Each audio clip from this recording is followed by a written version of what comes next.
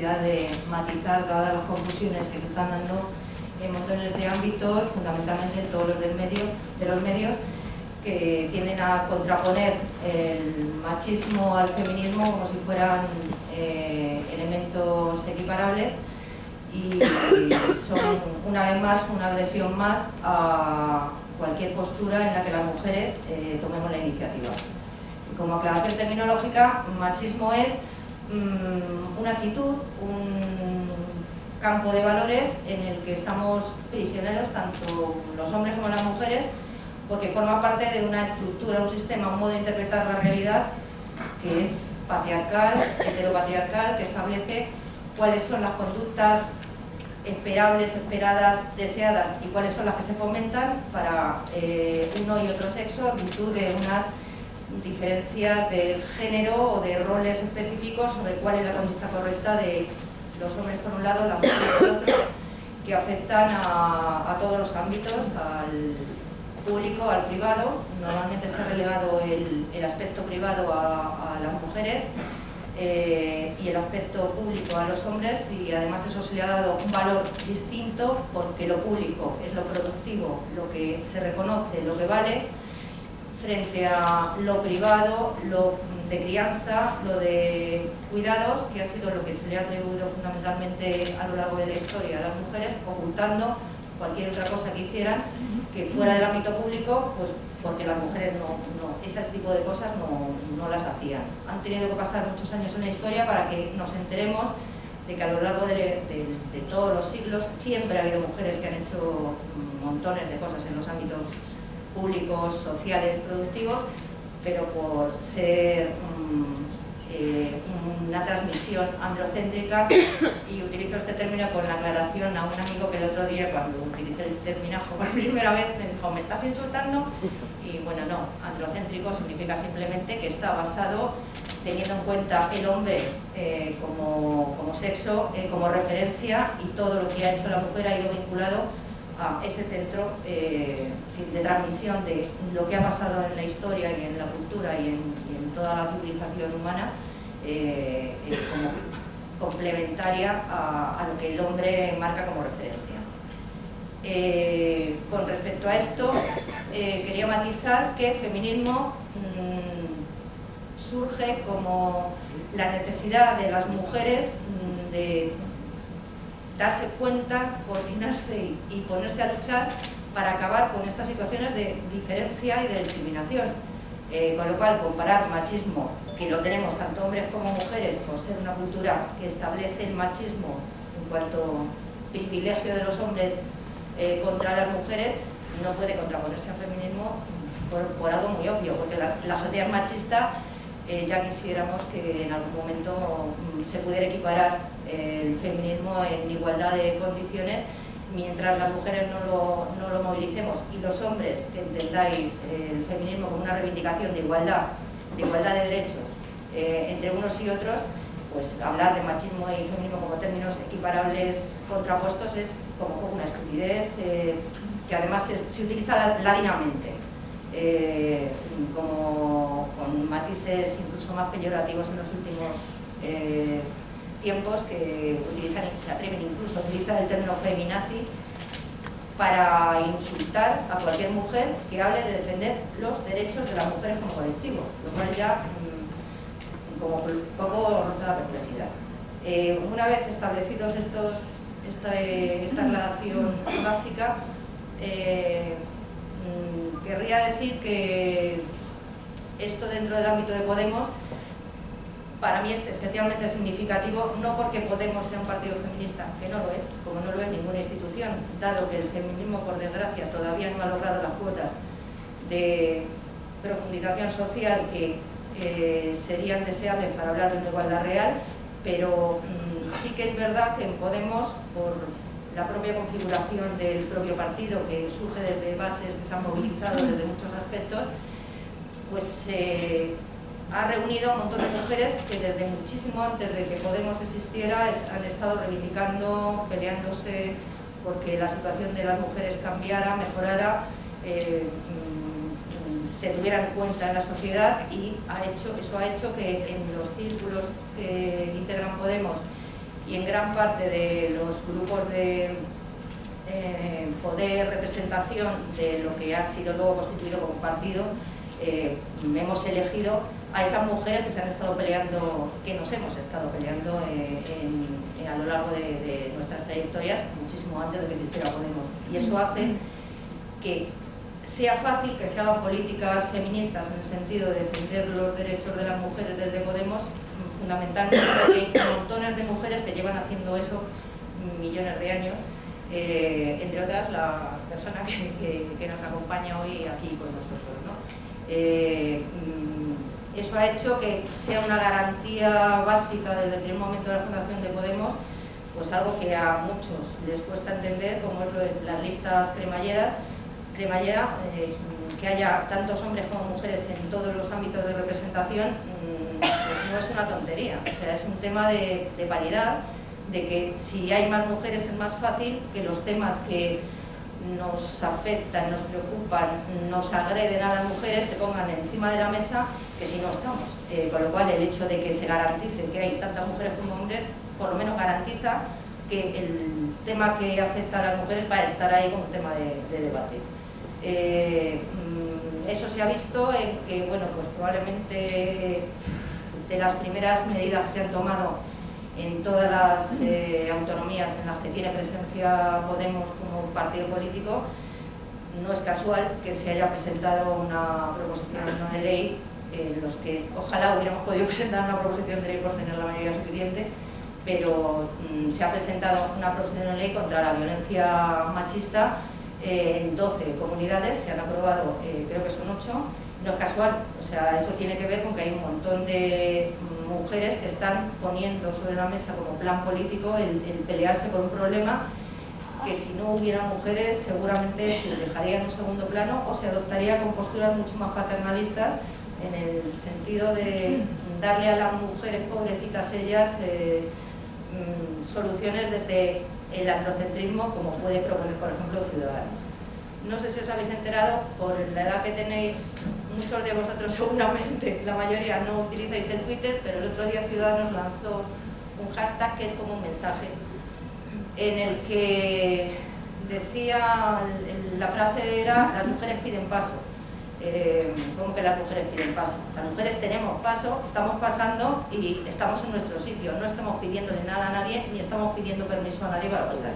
Eso indica por dónde van los tiros de los que presuntamente defienden derechos de las mujeres desde el ámbito que no es el de las mujeres que estamos defendiendo nuestros derechos. Yo no me quiero enrollar más porque tiene muchísimas cosas más interesantes que decir seguramente Beatriz, y bueno, voy a pasar a hacer una breve presentación, y digo breve porque sería imposible contar todas las cosas que se podrían contar de Beatriz Jimeno. Fundamentalmente tenemos aquí para mí un privilegio estar a su lado porque la considero una de las mayores defensoras de los derechos no solo de las mujeres, sino de colectivos que se han visto desfavorecidos simplemente por exigir sus derechos a estar y ser lo que les pareciera oportuno ser, como son todos los colectivos LGTBI, de lesbianas, gay, transexuales, bisexuales e intersexuales. De hecho, voy a aprovechar el momento para darte la enhorabuena y las gracias por la defensa del jueves de una ley sobre derechos de igualdad transexual que se defendió el otro día en la Asamblea de Madrid y ha sido aprobada por todas las opciones, excepto el PP que presentaba la suya, que una vez más era coja y bastante paternalista. Beatriz Jimeno no la conocéis seguro la mayoría de la gente que estáis aquí, pero si os hablo de Pedro Cerolo seguramente sabéis quién es. Pues esta señora que tengo aquí al lado es una de las personas que junto a Pedro Cerolo elaboró la ley, el proyecto y la investigación y todas las bases para la ley de matrimonio homosexual que se aprobó en este país, y bueno, pues una de las invisibilidades más de las que somos víctimas las mujeres es que Pedro Cerolo ha pasado a la historia como el creador de esa ley y Beatriz Gimeno no, cuando estaban trabajando en conjunto por ese mismo tema, y bueno, la ley salió adelante gracias al esfuerzo de ella, de Oti García Rodrigo y de otras muchas mujeres que desde la reivindicación lesbiana, bisexual y transexual estuvieron trabajando junto a Pedro Cerolo para salir adelante.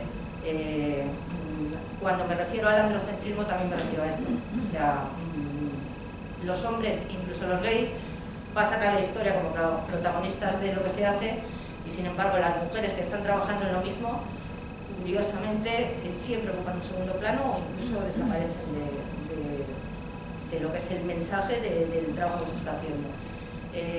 Bueno, contra eso tenemos todavía mucho trabajo que hacer, y yo estoy convencida que con gente como Beatriz, como Clara, que no ha podido venir, y como montones de otras mujeres que estamos trabajando en los círculos, fuera de los círculos y en toda la sociedad de este país, terminaremos consiguiendo que realmente haya una igualdad efectiva de derechos entre los hombres y mujeres. Muchas gracias y los dejo con Beatriz.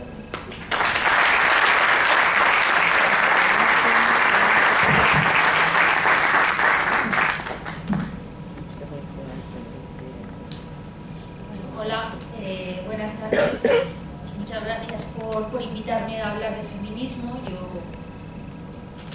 me gusta hablar de feminismo, ¿no? Creo que efectivamente hay mucho que hacer todavía y que no es un tema que no está ganado en absoluto. Así que, bueno, pues siempre que se me llama a cualquier sitio a hablar de feminismo, creo que vamos haciendo camino y nos queda mucho por conseguir, ¿no? Y por tanto, bueno, pues de alguna manera siempre, más que un mitin político, que ahora en campaña pues también hago, ¿no? Pero cuando hablo de feminismo es un poco, bueno, excepto para la gente que ya está convencida y pues de alguna manera también es hacer formación, que creo que hace falta, y oírlo, porque como ha dicho mi compañera aquí, pues no es algo que se oiga de manera justa ni que aparezca en los medios, sino todo lo contrario, ¿no? Es un asunto invisibilizado y la mayor parte de las veces, además, cuando es mal visibilizado, ¿no? Bueno, yo en Podemos, las mujeres feministas de Podemos, lo que estamos intentando conseguir en este tiempo que existe el partido es convencer, bueno, dentro del partido, y desde luego creo que todas las mujeres feministas de todos los partidos, bueno, es convencer a la gente y llevar a la sociedad el eslogan, que no es un eslogan vacío, sino que tiene que llenarse de contenido, la idea, que tiene que ser como digo, una cuestión que todo el mundo entienda, la idea de que sin mujeres no hay democracia. Esto que parece tan sencillo, pues todo el mundo diría, pues sí, bueno, no es una realidad. Todavía las mujeres no estamos en la misma medida que los hombres y en muchos aspectos no estamos, vamos, ni cerca de dónde están los hombres, y por tanto esta es una democracia pues muy imperfecta.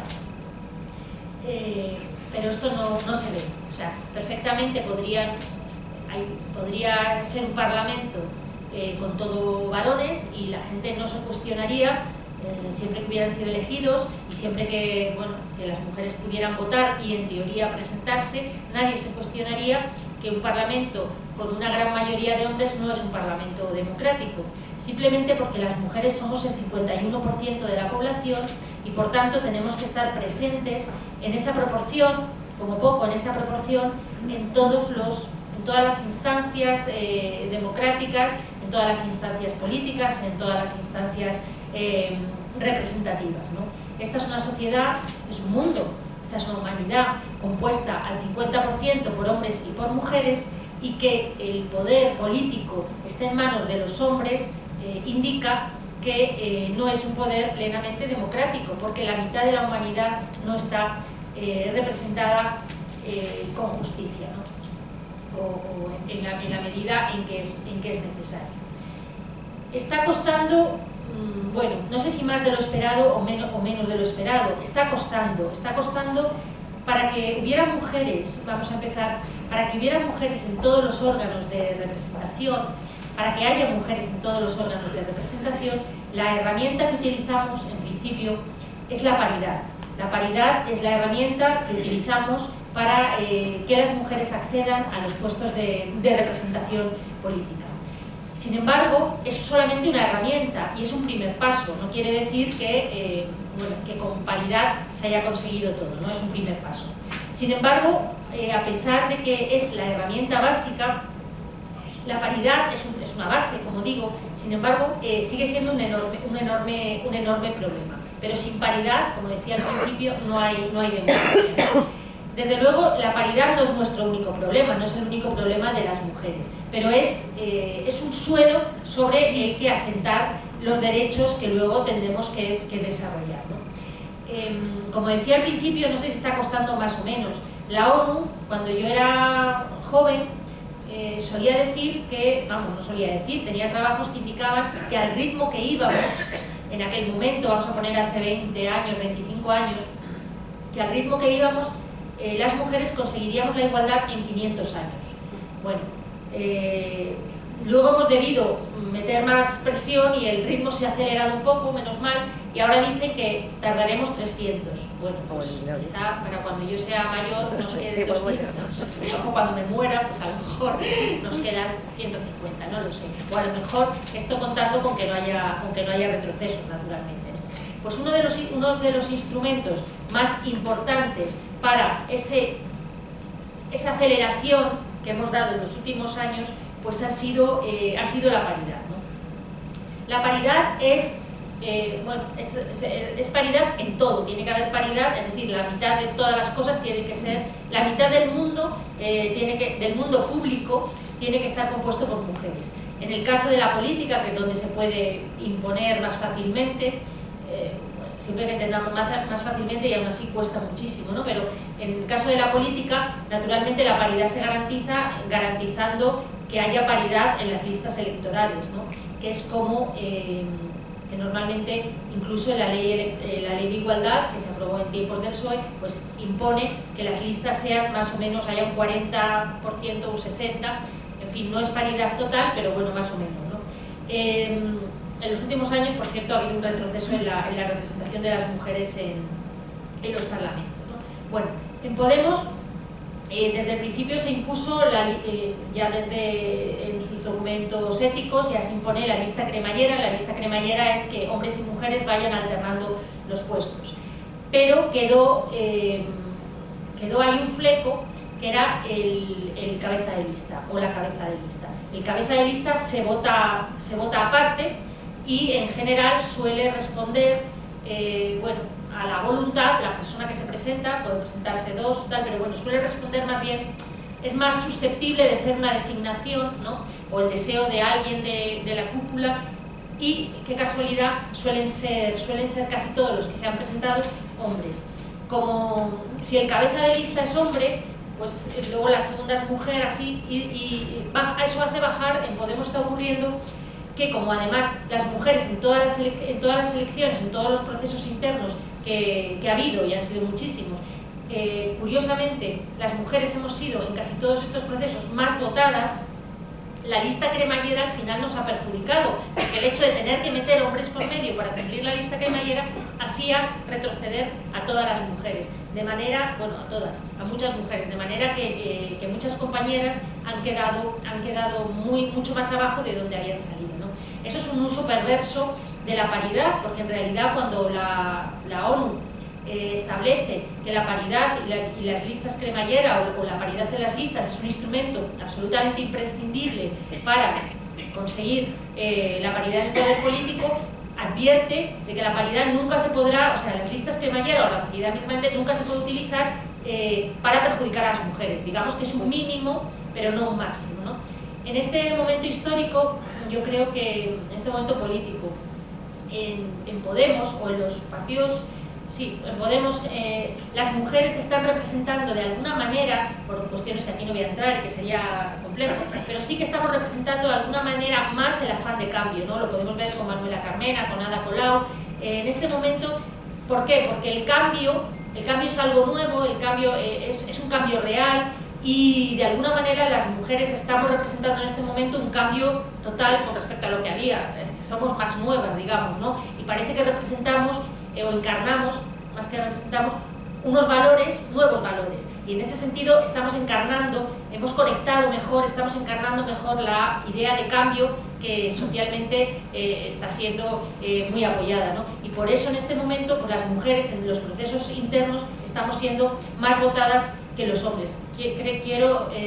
Creo que va por ahí el hecho de que las mujeres estemos siendo más votadas, ¿no? Pero bueno, en todo caso, y quiero decir que este sistema de cremallera, bueno, finalmente nos está perjudicando y al final no llevamos paridad en los cabezas de lista, que hay más hombres que mujeres, y no se está cumpliendo tampoco la cremallera en todas las listas. La razón es que aunque en Podemos se aprueban, las listas son cremalleras, luego los procesos de confluencia con otros partidos mete gente en la lista, ¿no? de otras formaciones o gente que va por libre, que va suelta, y ahí ya no se respeta la cremallera. Entran donde les pone el partido y no se ha tenido en cuenta la cremallera. Quiero decir que finalmente, bueno, no ha habido que está costando, que no hay una conciencia de que la paridad es un límite ante el que hay que ser inflexible. Está costando en Podemos y está costando en todos los partidos. Por eso decía al principio que no es tan fácil, y que una herramienta básica, porque es un suelo, no es que pedirse el 50% de las listas electorales es lo mínimo, ¿no? Bueno, pues está costando. ¿Por qué cuesta tanto? Bueno, cuesta tanto porque, claro, las listas electorales son el reparto del poder. Ya está, ¿no? Y ahí cuesta. Yo creo que efectivamente, como decía Verónica, claro, el machismo tiene inconvenientes para los hombres y para las mujeres, y que es un sistema que nos atrapa a todos, el sistema patriarcal, y que a todos perjudica, etcétera. Pero yo siempre digo que, hombre, esto que siempre que se dice nos perjudica a todos, pero nos perjudica más a nosotras. Si todos salíamos igual de perjudicados, no cabe duda que ya habríamos acabado con él o lo habríamos cambiado sustancialmente. Nos perjudica más a nosotras, y si nos perjudica más a nosotras es porque beneficia, o sea, es que hay beneficiados, ¿no? Y los beneficiados en este sentido son los hombres. Quizá en un sentido general todos seamos más felices en un mundo ideal cuando no haya machismo, pero sin duda el machismo o el patriarcado proporciona privilegios a los hombres. Uno de los privilegios es el acceso el poder, es el acceso al poder, ¿no? Y cuando hay privilegios, quitarlos, arrancarlos cuesta, ¿no? Y nadie renuncia voluntariamente a privilegios que además tiene tan naturalizados que no ve sentido de renunciar a ellos. La gente no entiende por qué las mujeres tienen que ser la mitad.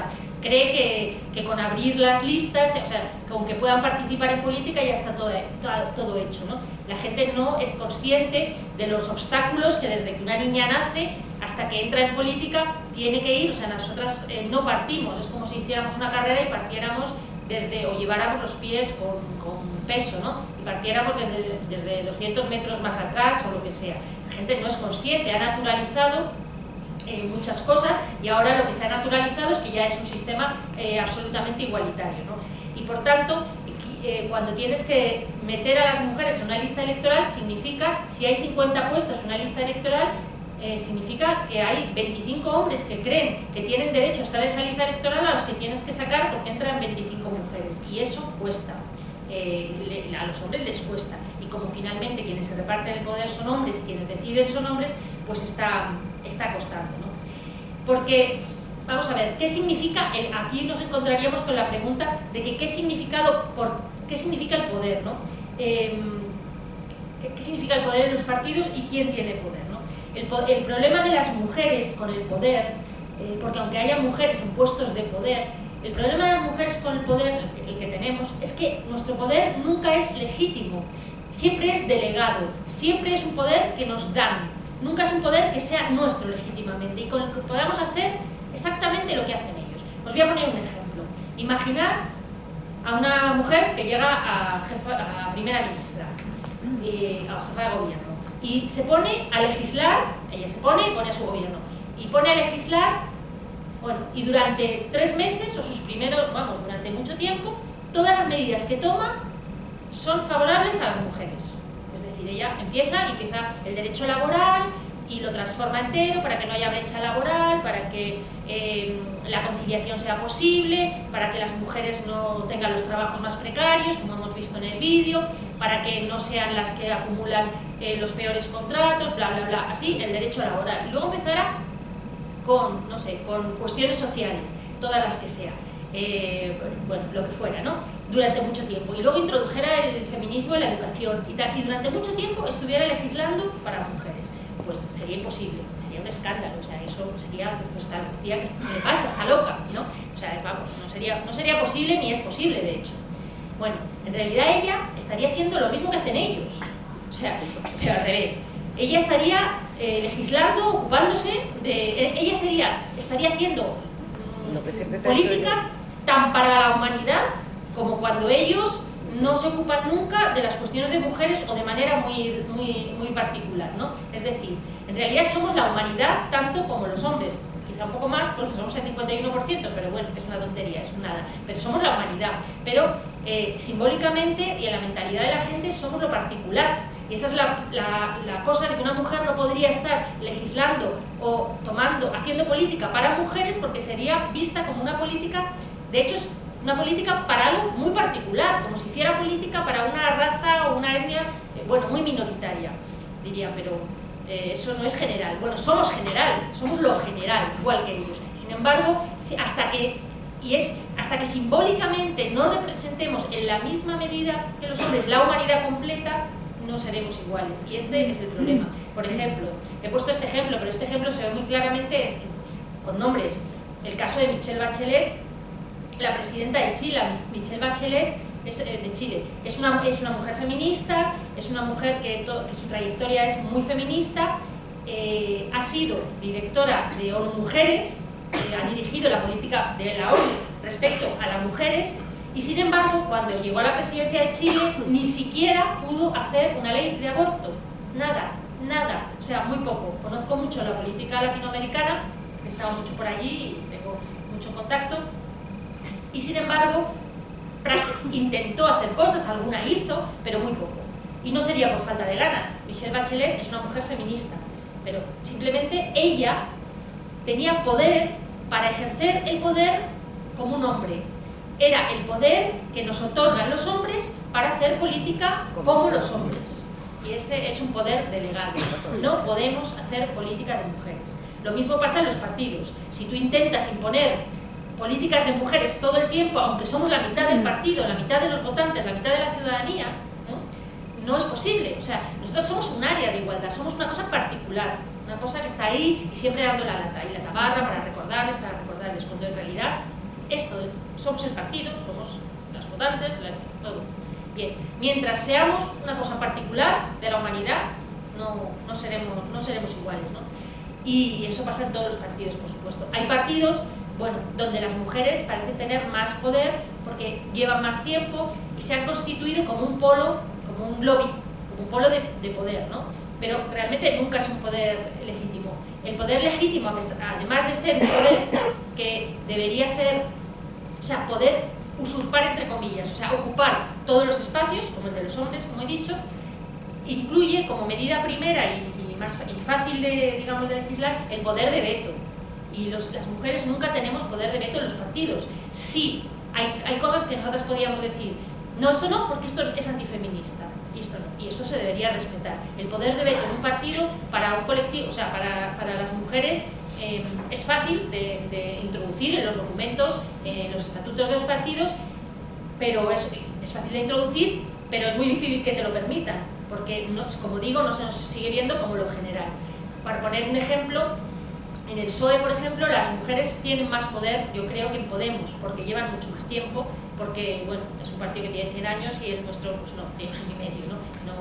Espero que, desde luego, dentro de 100 años, si tengamos el mismo poder.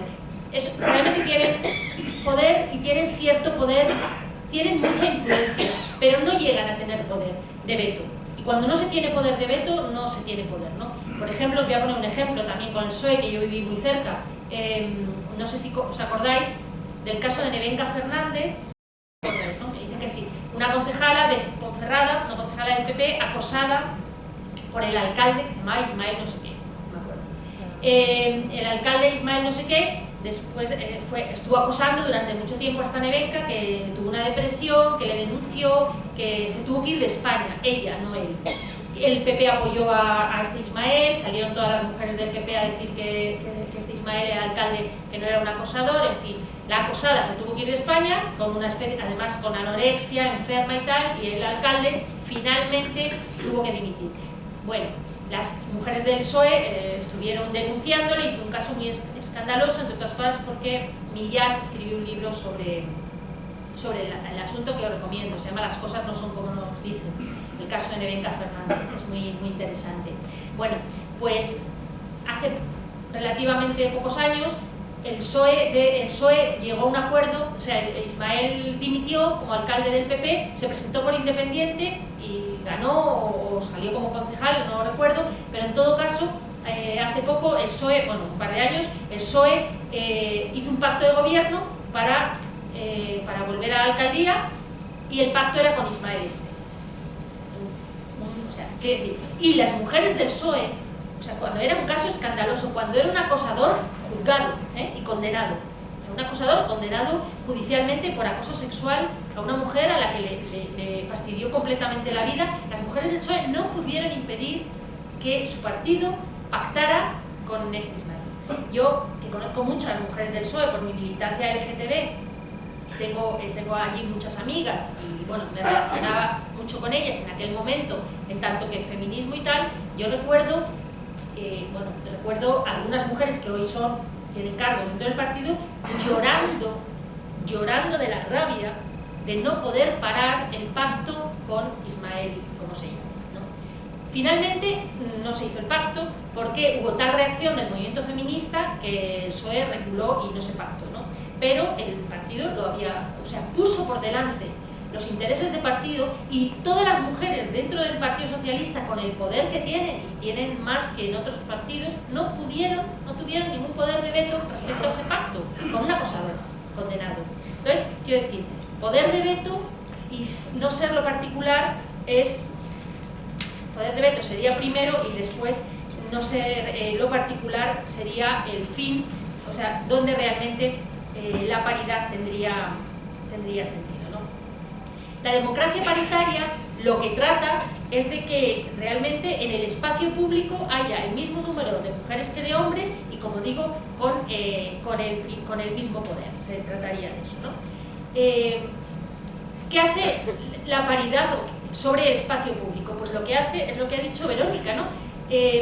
Iluminar el espacio público con los temas que son de mujeres, que son de esta mitad de la ciudadanía que normalmente interacciona en el espacio privado. Entonces, llevar al espacio público cuestiones que hasta ahora, teniendo que ver con nuestra vida, con nuestra muerte, con nuestras relaciones, con todo eso, se dilucidan en el espacio privado. Y llevarlo, digamos, al espacio público donde no estamos presentes en la misma medida. Evidentemente, la mera inclusión, como he dicho, de mujeres en el espacio público no va a resolver el conflicto ni va a transformar las relaciones entre los géneros, pero de alguna manera va a visibilizarnos, que ya es algo, y va a cambiar. Puede llegar la medida en que estas mujeres sean feministas. Si no son feministas, pues se tardará más, aún así es importante. No sé dónde me preguntaron ¿qué prefieres, Rajoy o Margaret Thatcher? Bueno, yo prefiero Margaret Thatcher. Si me preguntan Margaret Thatcher o un hombre de izquierdas, prefiero al hombre de izquierdas, pero si me preguntan entre un hombre de derechas y una mujer de derechas, prefiero a la mujer de derechas, porque aunque desde el punto de vista social, feminista, sea un desastre, igual que el tipo de derechas, o sea, en ese sentido son iguales, pero por lo menos visibiliza, tiene la pequeña ventaja de que visibiliza que una mujer puede ser primera ministra. Es algo.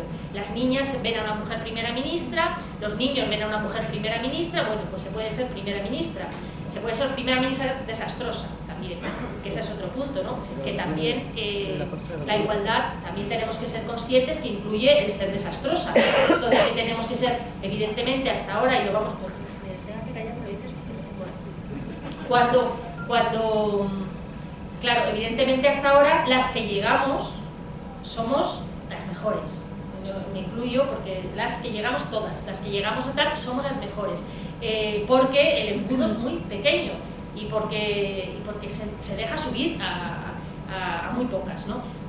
Claro, la igualdad es que lleguemos todas en la misma medida en que llegan ellos, y desde luego incluye a las tontas, a las incapaces, a las malas, a las políticamente desastrosas. Eso hay que saberlo y contar con ello, y además estar dispuestas a que realmente la igualdad es eso. Si por la cantidad de políticos son hombres desastrosos que hay, llegar al mismo número de mujeres, pues mira, ya habríamos conseguido algo, ¿no? Pero bueno,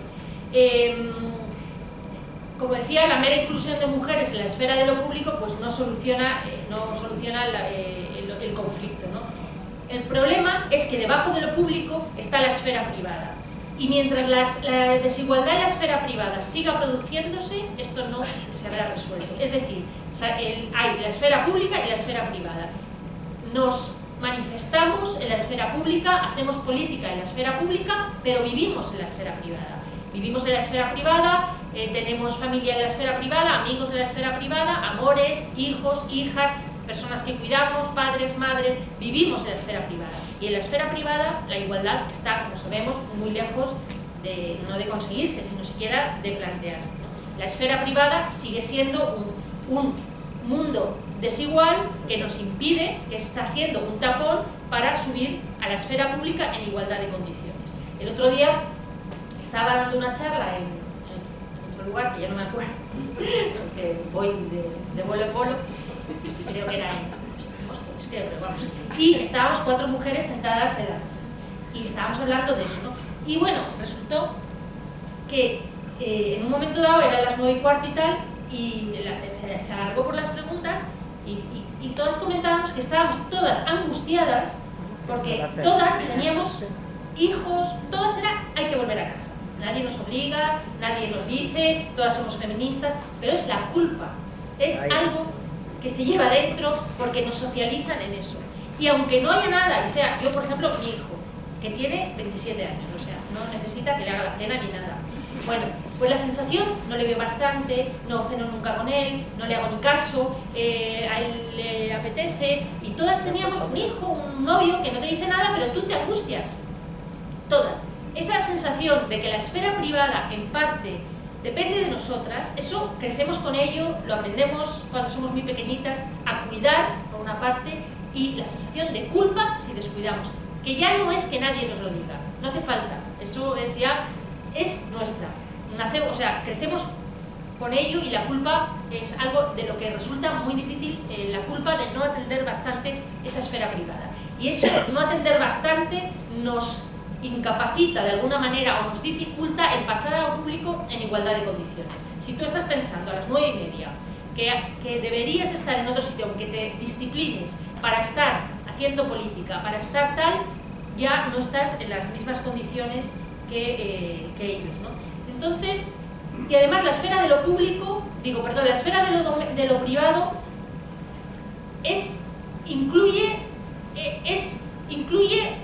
una base sobre la que se levanta lo público. Es decir, la vida se reproduce en la esfera de lo privado, ahí se reproduce la vida. Si esa esfera no estuviera bien cubierta, lo otro sería un caos. Es decir, si nadie se ocupara de los niños, de las personas que están enfermas, de las personas que son dependientes y necesitan, de todo el trabajo doméstico, si nadie se ocupara de eso, la sociedad tendría que estar organizada de otra manera. No digo que sería un caos, habría que haberse organizado de otra manera. Y es como hay que organizarla de otra manera, para que ese ámbito privado no sea un tapón que nos impida entrar en igualdad de condiciones en el mundo de lo público, ¿no?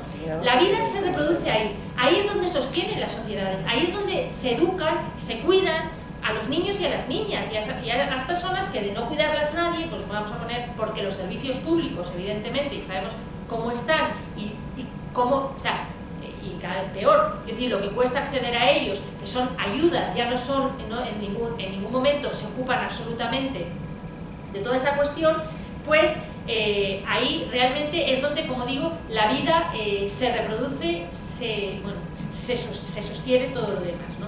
Entonces, es necesario que ese trabajo que está por debajo, ese trabajo del ámbito privado, no se revalorice, sino que se reparta entre hombres y mujeres en igualdad por una parte, y el Estado, los servicios públicos o la sociedad se haga cargo de la otra parte que no puede ser llevada, o de lo que no puede ser asumido personalmente. Sin eso nunca seremos iguales. O sea, si no repartimos ese trabajo que seguimos haciendo casi en exclusiva, no seremos iguales. Por tanto, las mujeres feministas en este momento estamos proponiendo un nuevo contrato social. Un nuevo contrato social. Yo creo que ahora hablamos de reformar la Constitución y hacemos aportaciones sobre qué reformas queremos hacer. A mí, me parece un fracaso que no hayamos conseguido introducir que una de las reformas más constitucionales más importantes es una nueva Constitución que reconozca los derechos de las mujeres, que reconozca que las mujeres tenemos que ser un sujeto constituyente, que nos reconozca explícitamente. O sea, desde luego no lo propone Podemos, tampoco lo propone ningún otro partido.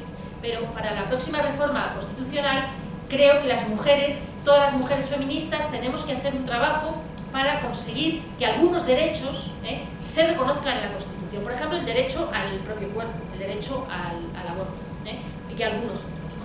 Y se introduzca también la idea de un nuevo contrato social que reconozca que las dos esferas públicas y privadas tienen que estar relacionadas para que la igualdad sea un hecho, cosa que hasta ahora no está conseguida. Porque el espacio privado no es solo un espacio que nos adjudican y que nos impide entrar en el espacio público en igualdad de condiciones, es que además es un espacio generador de identidades, como he dicho antes, esa sensación de culpa, es decir, nos conforma subjetivamente como hombres y como mujeres, ¿no?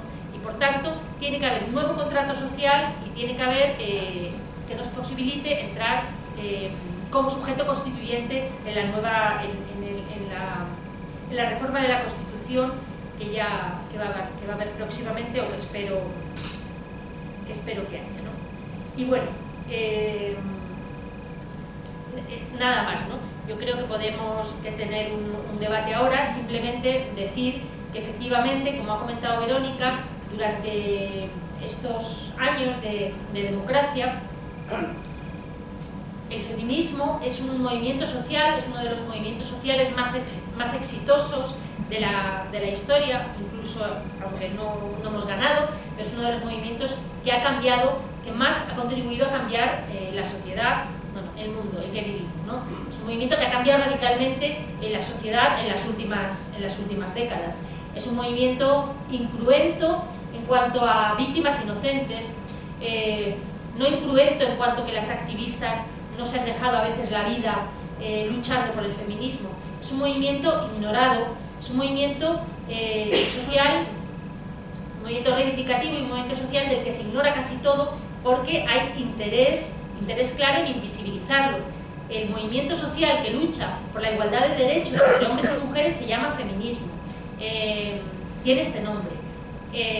Parece mentira, todo el mundo sabe lo que es el ecologismo, el socialismo, el falangismo, el fascismo, etc. El falangismo a lo mejor los jóvenes no, mejor, pero de todas formas. Todo el mundo sabe lo que son, yo qué sé, todas estas cosas, el comunismo. Todo el mundo sabe lo que es, aunque no lo sepa exactamente, pero sí que es capaz de dar 4 o 5 pinceladas, ¿no? Pues, yo que sé, aunque el feminismo hay gente, o sea, tú preguntas con un micrófono a la gente qué es feminismo y no lo sabe la mayoría, y una gran parte de la gente a la que preguntaras diría que es lo contrario de lo que en realidad es, ¿no? Entonces, pero es el único al que nos pasa, no le pasa ni al comunismo, ni al socialismo, ni al fascismo, ni al ecologismo, que más o menos casi todo el mundo andaría más o menos, ¿no? Diría ideas que tienen que ver con esos movimientos. Tú, excepto las feministas, la mayoría de la gente ignora lo que es el feminismo. Y sin embargo, es de todos esos movimientos el que más ha contribuido a cambiar, y uno de los más radicalmente igualitarios y justos y éticamente necesarios, ¿no? en una sociedad democrática. Bien, evidentemente eso es interesado. Hay un interés en que no se sepa lo que es el feminismo. En el mismo Podemos, ahora ya parece que bueno, nos hemos organizado, las mujeres hemos conseguido muchas cosas en poco tiempo, porque las feministas somos muy organizadas, trabajamos bien, sabemos trabajar, llevamos muchos años dentro del feminismo organizándonos, pero al principio una de las cosas que más nos costó fue introducir el nombre de feminismo en las áreas, en los círculos, bueno, era imposible poner feminista, área de feminismo, nada, tenías que andar dando vueltas para que no se pusiera la palabra feminismo. Se llama feminismo. O sea, puedes llamarlo de igualdad, de mujeres, puedes hacer, y tampoco me niego si eso va a generar una controversia que impida que haya tal área, ¿no? Como una cosa de meterlo ahí, pero el movimiento social que lucha por la igualdad de derechos se llama feminismo, y hay que llamar feminismo a eso, y no es igualdad, pero igualdad también, muchos movimientos son igualitarios y eso lo confunde todo, se llama feminismo. Y feminismo es lo que debería enseñarse en la escuela, para que si los niños y las niñas no aprenden feminismo, no va, primero, toda la historia de la lucha que las mujeres han mantenido en los últimos 100 años está invisibilizada. Nadie conoce los nombres de las mujeres que en Inglaterra en el siglo XIX se ponían en huelga de hambre y morían en huelga de hambre. Imaginad ahora si un preso muere en huelga de hambre, bueno, es una cosa extraña, se entera todo el mundo, genera mucha tensión, etcétera, etcétera, etcétera.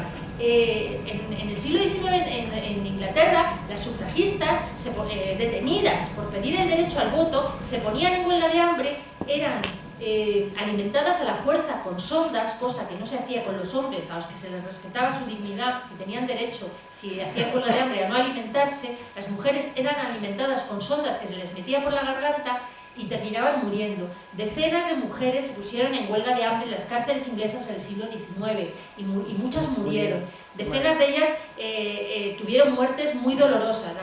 La muerte por huelga de hambre es muy dolorosa. Muchas de ellas, a pesar de que salieron de la cárcel, no pudieron volver a andar, se quedaron ciegas, tuvieron enfermedades muy graves. Son luchadoras que dieron su vida por, en este caso, el voto de las mujeres. Las mujeres se inmolaban tirándose en las carreras de caballos, cuando estaba la reina, a los pies de los caballos, etc.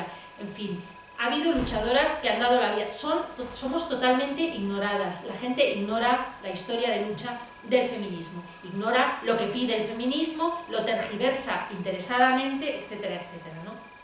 Entonces, yo creo, ahora mismo en Australia se ha introducido la asignatura feminismo en la escuela y no educación para la ciudadanía, que tenía una parte de igualdad muy importante, pero como digo, feminismo, ¿no? Es la historia de esta lucha que no hemos terminado. Y bueno, y para acabar simplemente el tema de la violencia.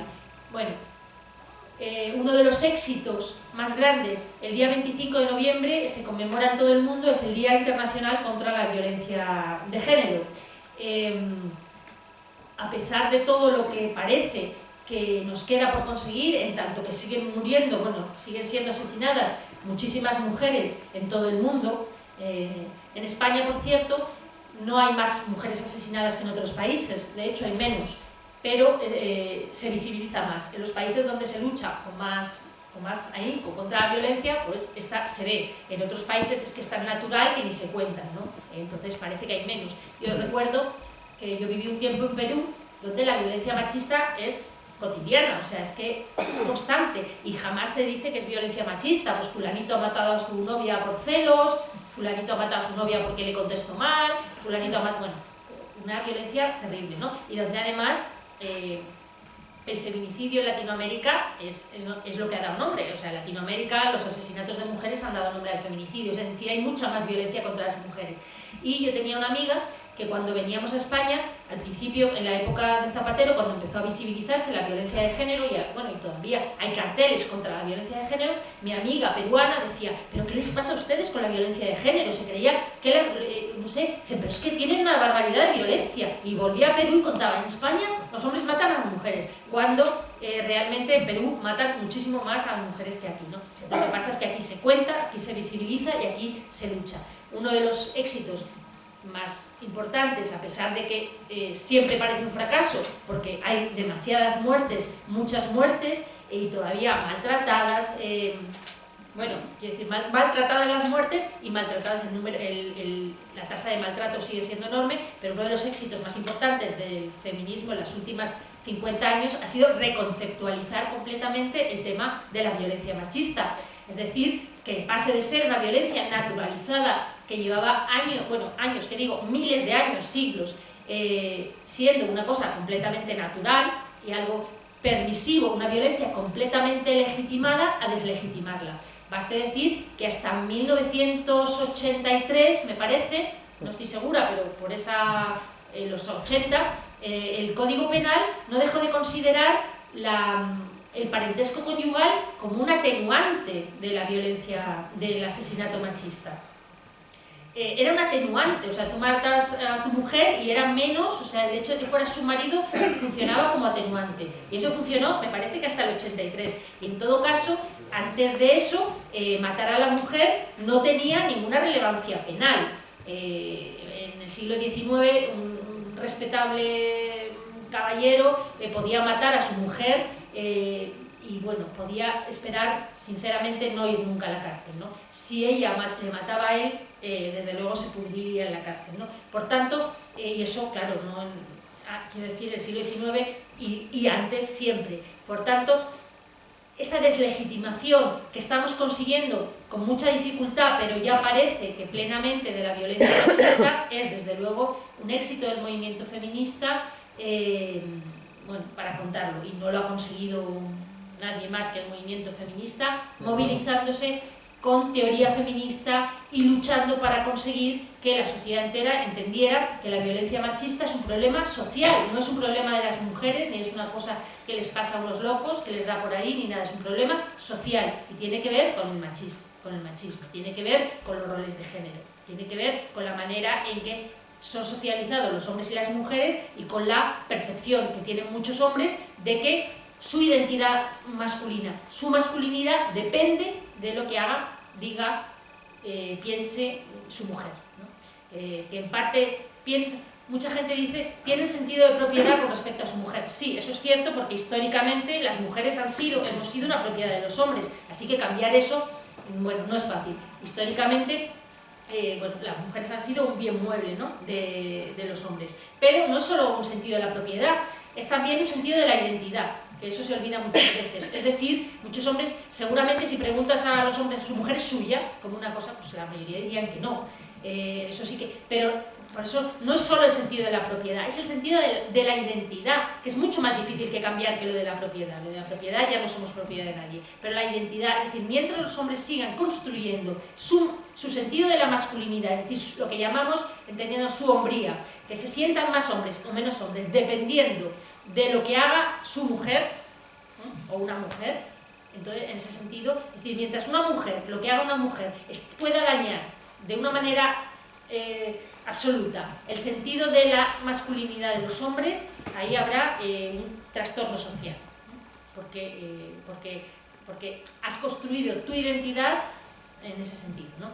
A nosotras, por ejemplo, nuestra identidad también se construye, pero de otra manera, se construye recibiendo, o sea, a nosotras no nos mata, no nos destruye el comportamiento a lo mejor de un hombre. En ese sentido, lo que nos construye, nos destruye, es la valoración que hagan los hombres sobre nosotras, ¿no? Es otra cosa distinta, pero en el fondo son roles de género aprendidos que hay que deconstruir y que hasta que no lo consigamos pues no haremos nada.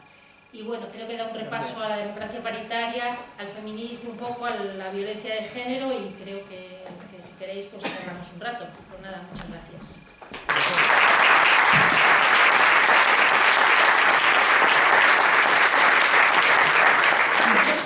Ahora os toca a vosotras. ¿Quién quiere preguntar? Pues tomemos. Vale, bueno, en principio tenía una pregunta que no voy a hacer porque la has contestado, que es sobre la violencia. Creo que todo lo último que has explicado a mí ya me da, porque yo estaba pensando, según hablabas antes, si realmente ya las mujeres ahora en política tienen un poco donde meter la mano, cómo es posible que esta lacra continúe, pero bueno, lo has explicado muy bien y eso lo dejamos. Otra cosa que me ha parecido muy interesante que has explicado es lo de las esferas. Entonces, respecto a la esfera privada, ¿qué se puede hacer ahí? Porque a mí me parece que eso sería una mente clarividente para decir de qué forma no solamente es compartir, sino también quitar esos roles que tenemos nosotros en la cabeza, porque a mí ya me está pasando. Estoy pensando en la hora y digo, a ver si no me enrollo mucho. Entonces, ¿cómo? ¿Qué se puede hacer en la esfera privada desde la esfera pública, desde las propias mujeres que quieren cambiar eso? Pues es que ese es ahora mismo el tema, en parte, del feminismo, ¿no? Porque también significa reconstruirnos de otra manera. Nos está costando más deconstruirnos a nosotros y reconstruirnos que a lo mejor en este aspecto que a ellos, ¿no? Ahí, bueno, ¿qué se puede hacer? Pues se puede hacer educar, desde luego, en igualdad, desde la infancia, introducir la educación en igualdad para cambiar los roles. Educación en igualdad, vamos a ver, educación en igualdad no es como la ley de educación para la ciudadanía de Zapatero, es 1 hora a la semana o al día, me da igual. Ahora vamos a hablar de igualdad, eso no hay quien lo aguante, eso es como ahora vamos a hablar, o sea, y ahora luego te pregunto, o sea, eso no hay quien lo aguante, es transversalizar en todas las materias y en todo el espacio de la escuela eso, es decir, aparte es meter en los libros de todo, de matemáticas y de historia, nombres de mujeres que se han dedicado a las matemáticas y a la historia, porque no hay, y te aseguro que hay, quiero decir, no están en los libros, pero las hay. Hay matemáticas, hay biólogas, hay químicas, hay científicas, etc. Hay literatas, sabemos, hay políticas, pero siempre, no... Hay pintoras, bueno, eso no aparece en ningún sitio. Historia del arte no aparece más que hombres y así.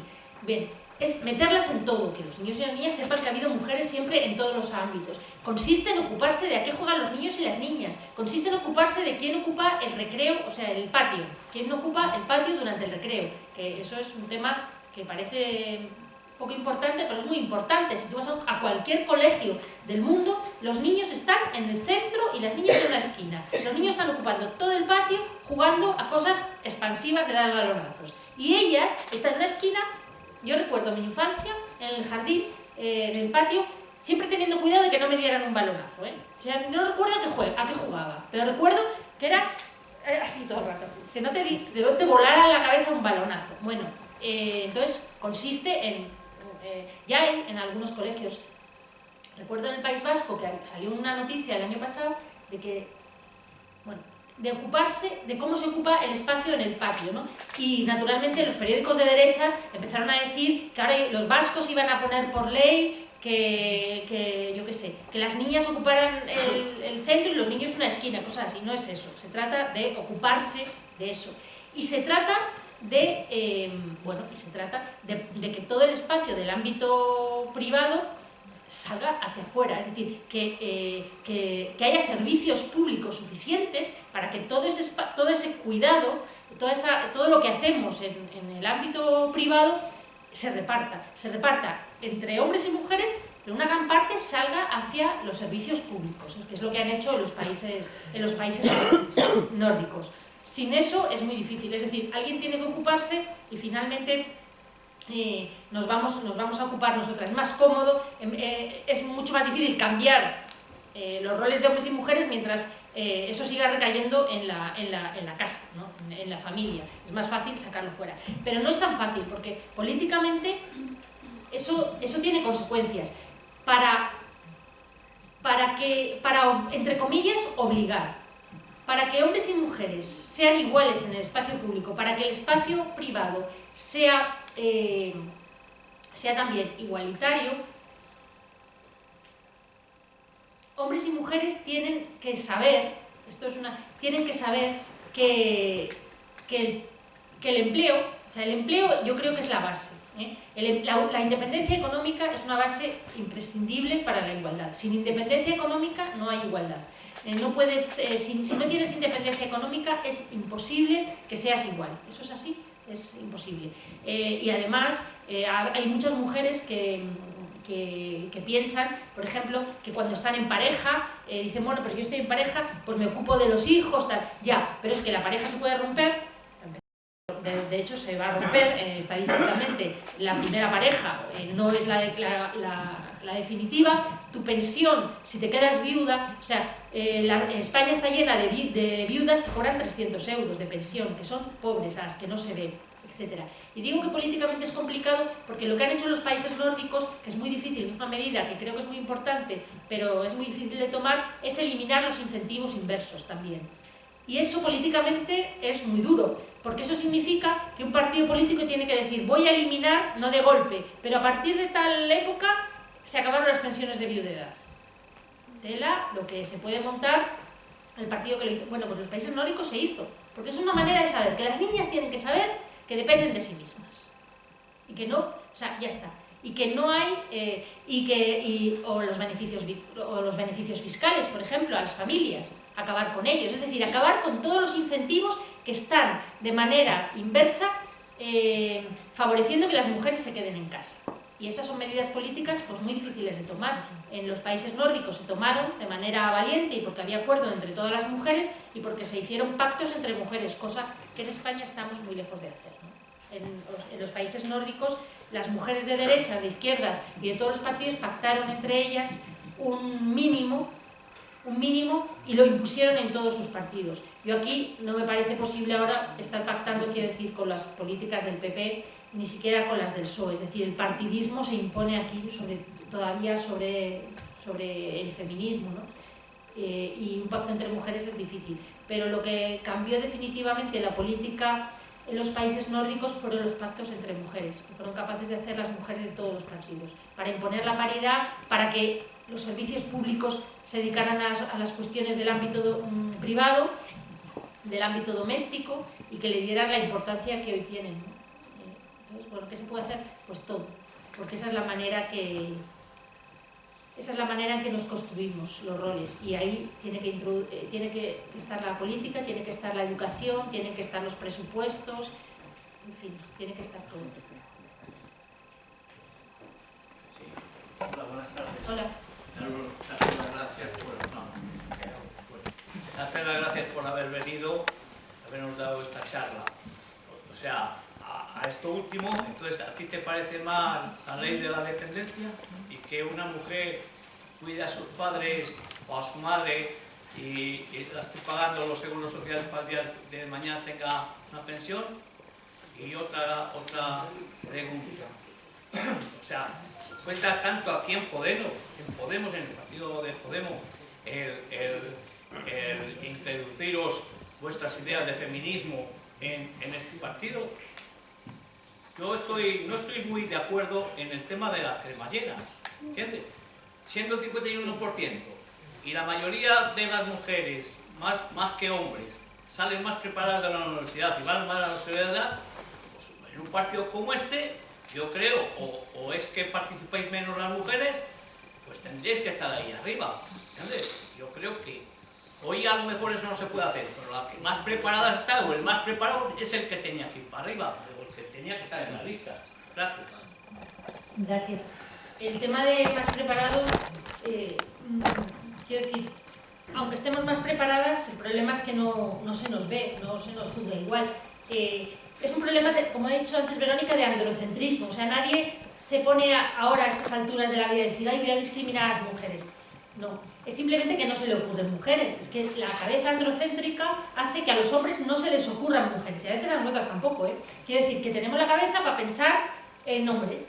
Pablo Iglesias no para de decir ministros, este va a ser ministro, y menos mal que se le ha ocurrido una ministra. O sea, es decir, si a él le dejas solo, a él o a quien sea, si a los hombres les dejas solos, no se les ocurre. O sea, no nos ven en determinados ámbitos, en el ámbito político, no nos ven. Nos cuesta mucho hacernos ver. En fin, ahí podríamos hablar de que además de que no nos ven, no nos hacen caso, de que cuando hablamos, en fin, esto siempre da para mucho tema, pues lo típico, ¿no? De que, bueno, que no nos escuchan, que es que no se nos escucha normalmente, no se nos escucha con el mismo interés. Cuando habla una mujer no lo mismo, etc. Pero bueno, entonces no nos ven. Entonces lo de más preparada, más preparada que hay. No hay un tribunal que nos juzgue. Por eso cuando hay tribunales, sí hay más mujeres. O sea, cuando hay tribunales, por ejemplo, en las oposiciones, que te juzgan sin dar un nombre, hay más mujeres. Pero aquí no hay el tribunal de las listas electorales a ver quién está más preparada. Da igual que estés más preparada, nos ven con dificultad. El tema de... Entonces, vamos a dejar la cremallera, o sea, vamos a dejar la cremallera que es por lo menos algo, porque si ya la rompemos, que es lo que ha pasado, pues entrarán más hombres. Porque los cabezas de listas piensan en hombres, los secretarios generales piensan en hombres y todo esto. El tema de la dependencia, oye, es muy buena pregunta, porque ese generó mucho conflicto. La ley de dependencia generó mucho conflicto entre las feministas. Es un mínimo, yo no sé cómo lo haría, es un mínimo, pero no estoy de acuerdo. O sea, estoy de acuerdo, una paguita, porque es una paguita que no permite la independencia a nadie, es una ayuda, nadie renuncia a una ayuda y a todo el mundo le viene bien, y yo comprendo que... Pero no te da independencia, no te da igualdad. Ese trabajo, claro que si no hay nada, es mejor que nada. Yo no digo ni dejar a la gente sin cuidar, y estoy en contra de que se quite a cambio de nada, pero eso es perjudicial. Eso hace que, que las mujeres se dediquen a cambio de una cosa que no es un sueldo, que no te da independencia, que no te da derecho a una pensión completa, que no te hace independiente ni te hace igual, te dediques a cuidar. Es una ayuda. Es como cuando te dan 2.000 euros por tener niños. O sea, pues todo el mundo los cogerá con mucha ilusión, pero nadie tiene hijos por 2.000 euros. O sea, nadie planifica, voy a quedarme embarazada porque me dan 2.000 euros, porque se los gasta el niño en pañales en una semana y media. Entonces, bueno, quiero decir, y eso, lo que hace falta para que las mujeres tengan hijos es escuelas infantiles gratuitas, servicios públicos, permisos de maternidad, etcétera, y contratos en condiciones que no te despidan cuando te quedas embarazada.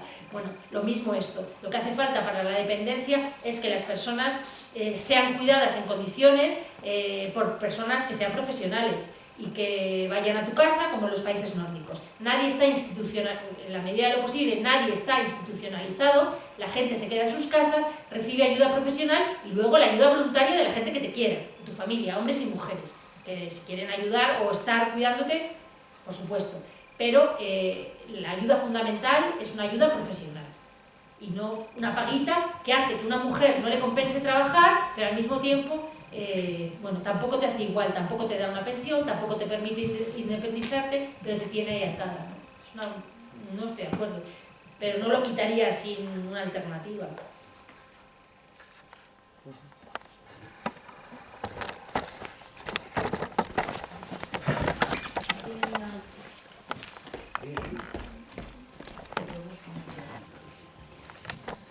Hola, en primer lugar, gracias por la conferencia que habéis dado. Yo creo que en primer lugar, para que llegue a la gente, tiene que ser consciente de la desigualdad que hay, ¿no? Porque a día de hoy es como que se naturaliza que realmente hay igualdad entre hombre y mujer, ¿no? No se ve, hay muchas cosas que ya se ven normales, se naturalizan y no se llega a ver este tipo de desigualdad a la que vosotras habéis sabido exponer, etcétera, etcétera. Aparte del hecho de ser consciente, también creo que, a ver cómo decir, yo creo que el propio sistema en el que estamos metidos hace, como bien habéis dicho, que haya el ámbito de lo privado, de lo público, de que los hombres tengan más poder sobre las mujeres, etcétera, etcétera.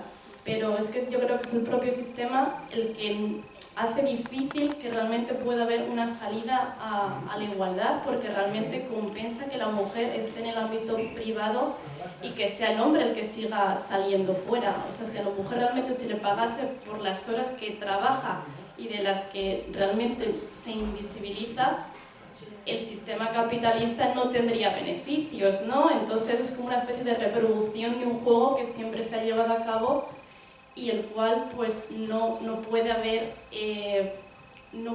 una... O sea, sí que es verdad que con la conciencia se hace mucho, pero dentro del sistema en el que estamos no va a compensar, pues a no ser que hubiese una democracia real o un socialismo, el propio sistema capitalista no le interesa.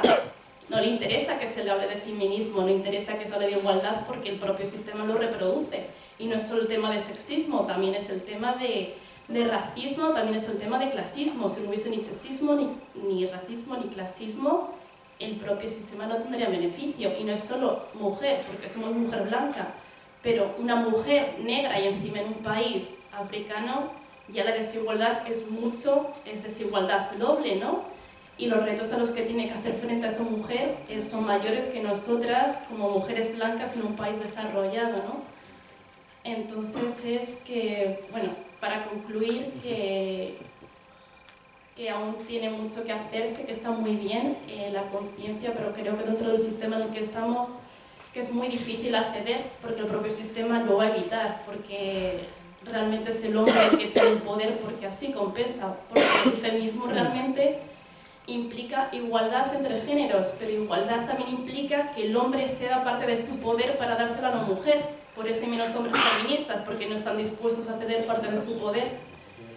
Entonces, bueno, no sé qué más decir.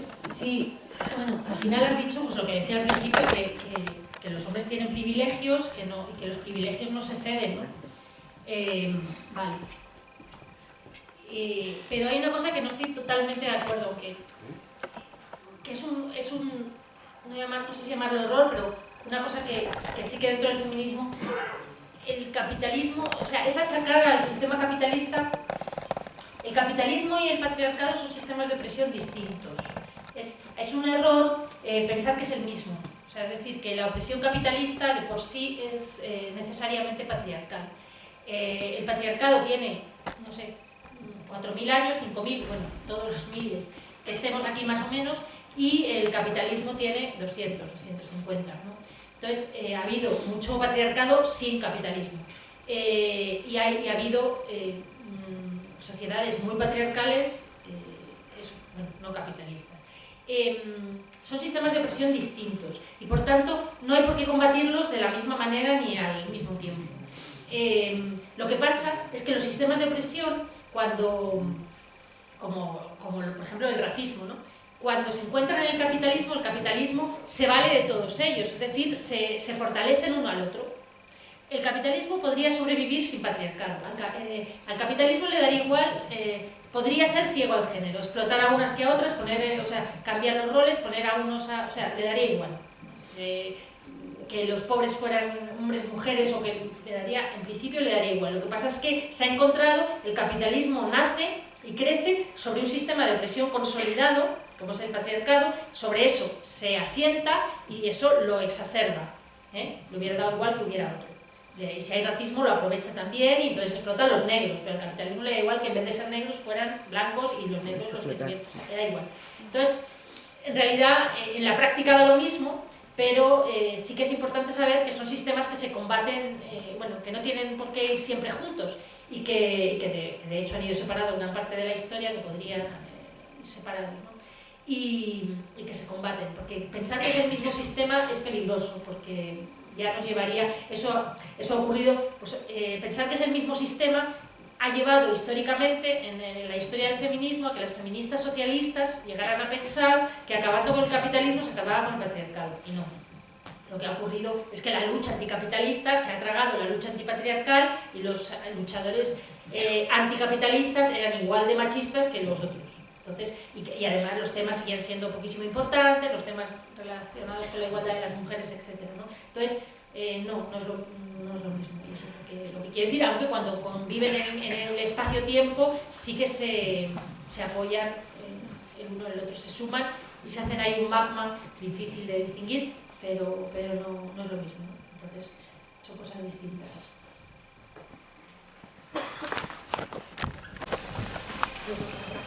Buenas tardes. Solamente hacer un comentario acerca del tema. Quiero decir que esta mañana en los desayunos de la 2, perdón que tengo la estoy con ronquera, no puedo decir. Entonces es que en los desayunos de la 2, Pablo, he señalado el tema, entre todos los temas, como prioridad también el asunto de la equiparación de las mujeres, ¿no? Yo estoy completamente de acuerdo, o sea, yo opino que no tiene por qué ser el 50%, justamente. Yo creo que si hay, para ocupar un puesto o lo que sea, que tenga que ser no por número, sino porque por valía. Si hay más mujeres que para ocupar ese puesto, o sea que puede ser el 52, el 49, más o menos. Es lo que yo opino, que tiene que ser por valía, por méritos. Y esto me quiere recordar, por ejemplo, no como voy a comentar, no como por ejemplo que se ha hecho cuando la excaldesa Botella, que fue elegida, ¿por qué? Porque era la esposa de quien era, ¿no? Yo creo que tenía que haber sido por valía, como ahora se ha hecho y ha ocupado el puesto Carmena, Manuela Carmena, por valía. También hay que traer a cuento eso, que muchas, porque está demostrado que la mujer hoy está ocupando puestos en todos los ámbitos del saber, en la medicina, en las ciencias, en todo, está demostrado, pero está, pues eso, pues, perdón por la el hombre, como decía el señor Arias Cañete, el ministro anterior, que la tiene, pues eso, la tenía como menor. Perdón que no puedo casar. Es que tiene que ser por valía, que es lo que yo opino, y no siempre porque el hombre que está ocupando el poder. Quiero comentar, por ejemplo, el hecho de que tampoco, ahora hay muchos casos, bueno, muchos casos de acoso sexual a las mujeres por hombres que están tienen un cargo superior. Puede ser de militar, esta que fue acosada y tuvo que soportar porque era un coronel y no sé qué estaba por encima. Entonces eso hay que, no se oye, sin embargo, acoso de las mujeres hacia los hombres. Y eso hay que mejorar. No quiero extenderme más porque además tengo me duele la garganta, pero creo que me han entendido el tema, que esto yo tengo la plena confianza de que podemos, cuando llegue, tiene que llegar a no de la noche a la mañana la tortilla no se puede cambiar, pero poco a poco yo creo que irá consiguiendo. Yo estoy con Podemos y con Pablo, que es lo que es. Nada más. Vale, muchas gracias. A ver si cambiamos un concepto, el de la valía. Ya lo ha dicho allí su compañero, que yo entiendo que es buena voluntad decir por valía, pero ¿quién mide la valía de ellos? ¿Rajoy está por su valía? Sí. ¿Cañete está por su valía, por su gran valía?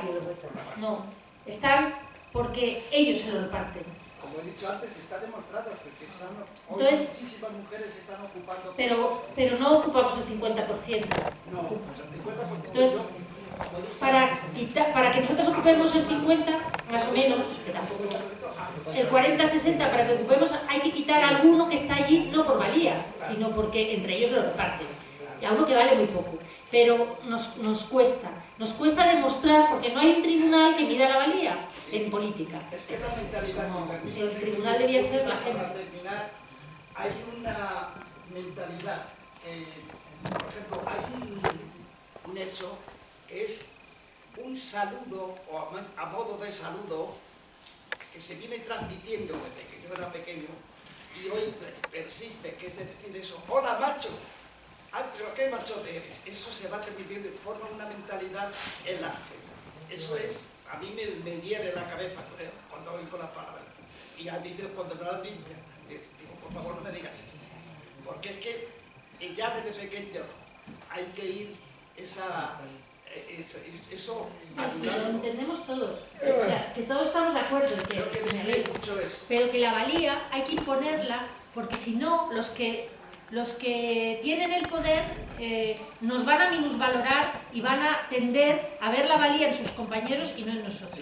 Entonces, eso tiene que hacerse por ley. Es decir, si la mitad son mujeres, le aseguro que encuentra a un 50% de mujeres valiosas, porque somos 4.000 millones o así, entonces seguro que 40 mujeres para entrar en el Congreso de los Diputados se encuentran.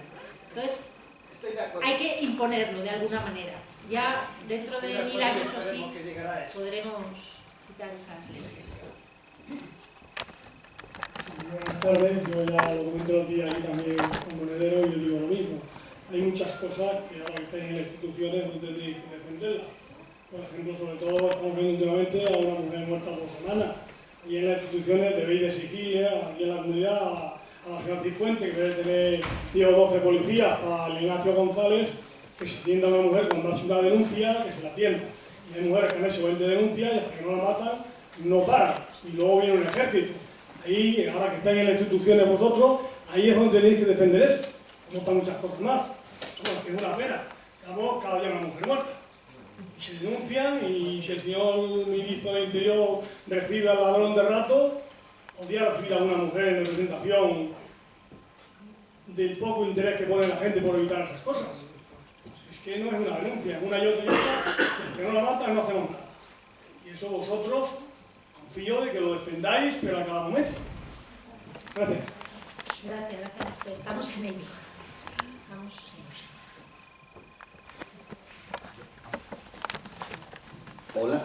Hola Beatriz, muchas gracias por venir a Leganés, darte las gracias o darnos las gracias por conseguir equiparar los derechos del colectivo transexual en la Comunidad de Madrid y en el resto de España. Son pasos que damos hacia adelante para equiparar en derechos a toda la sociedad, sin exclusión ni de raza, ni de sexo, ni de identidad de género. Y me gustaría que pues, el tema de los abonos para desempleados, que promociona tanto la Comunidad de Madrid, tienes que estar sujeto a un PAE, que es un programa de activación de empleo. Entonces, las personas que no estamos inscritas, que llevamos un año paradas, trabajamos una semana en diciembre del año pasado y hemos estado otros 4 años en paro, ¿cómo se le puede forzar a esta mujer, por llamarla de alguna manera, a que dimita?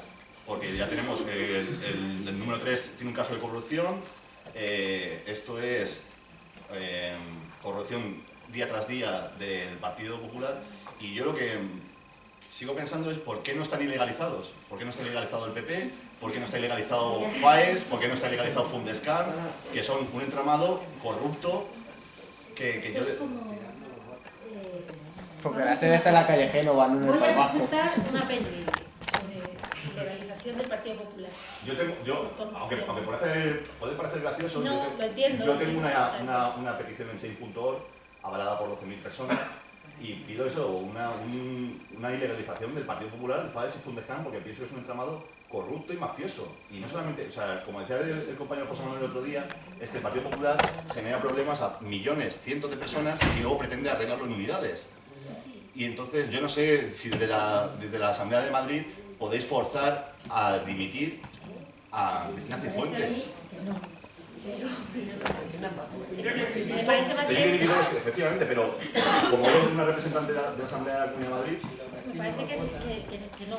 Pero esto es como lo del patriarcado, es decir, no es un entramado mafioso claramente, pero quien tiene el poder no se reconoce a sí mismo como mafioso. Esto es así y ya está. Entonces, bueno, habrá que, más que limitar, que no van a dimitir, habrá que hacer que pierda las elecciones, que es la única manera de echarlas.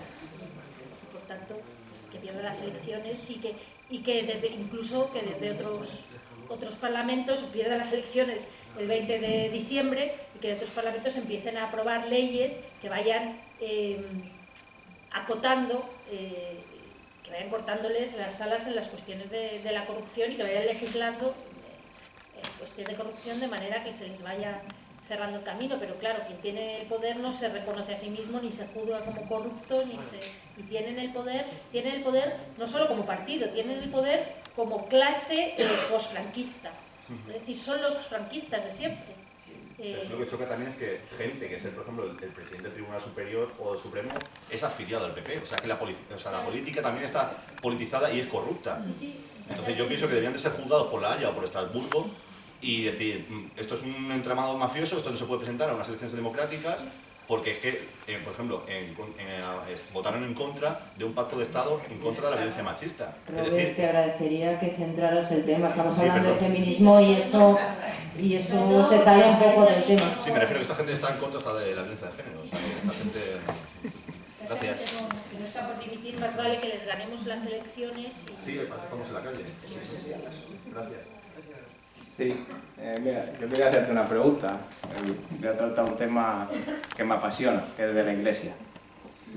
¿Cuánto daño hace al feminismo la institución del matrimonio? Al feminismo, la institución del matrimonio. Sí, y porque claro, cuando una mujer entra en el matrimonio, la que siempre renuncia a todo es ella. El hombre sigue yendo al partido de fútbol, sus amigos, pero la mujer se empieza a quedar en casa. Y si está con la pata quebrada, mejor todavía. Y luego otra cosa, ¿dónde crees tú que hay más machismo? ¿Entre los hombres o entre las mujeres? El tema, has dicho la Iglesia, pero el matrimonio puede Bueno, ser... sí, también está por lo civil. Me refiero porque es por la Iglesia porque viene de más atrás. Sí, pero el 61% de los matrimonios en España ya son civiles. Es decir, ya hay más matrimonios civiles que canónicos.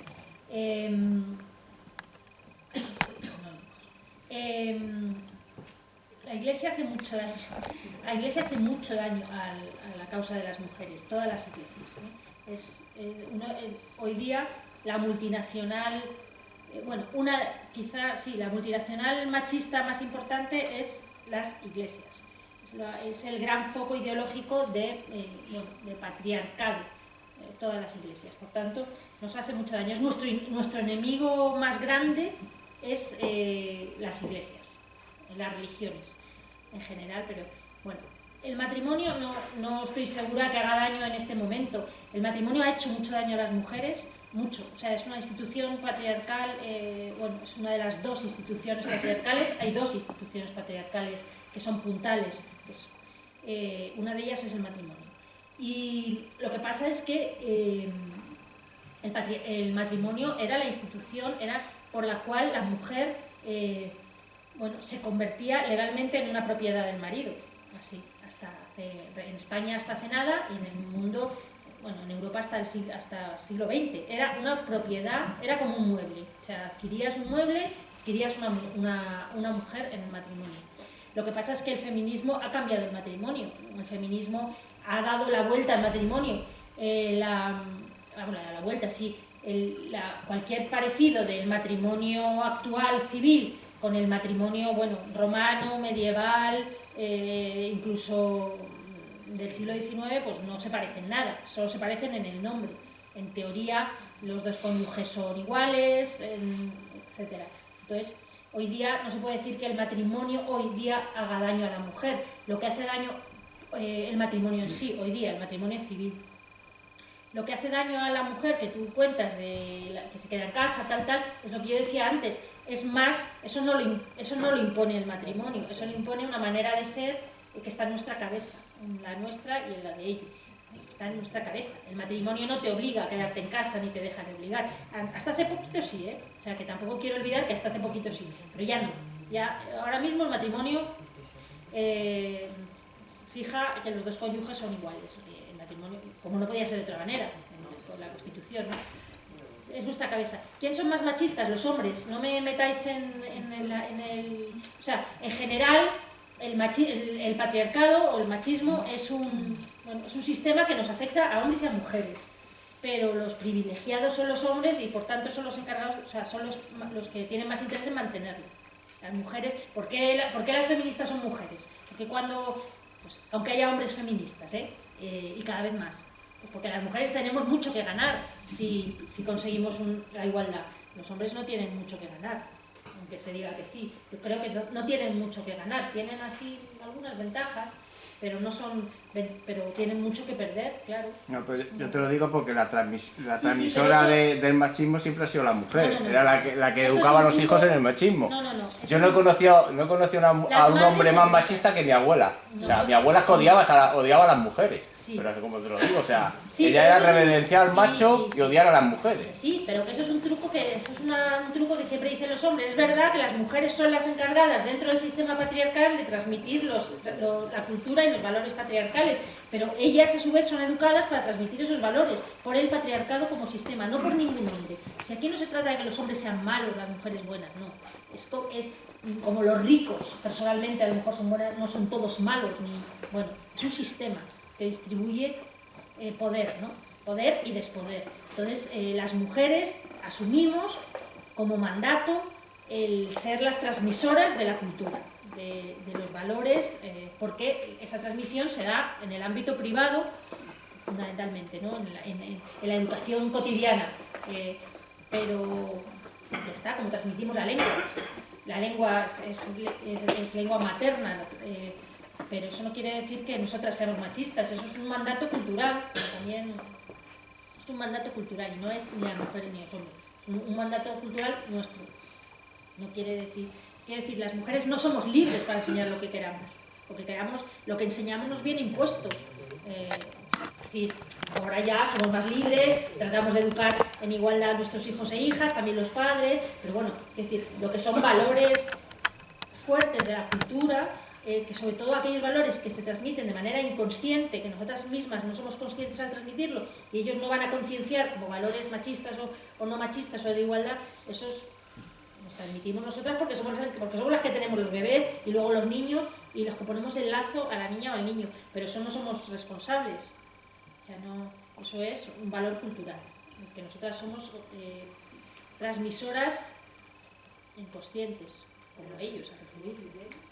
Fidel, José y hay una señora ahí. La señora que habla de hombres.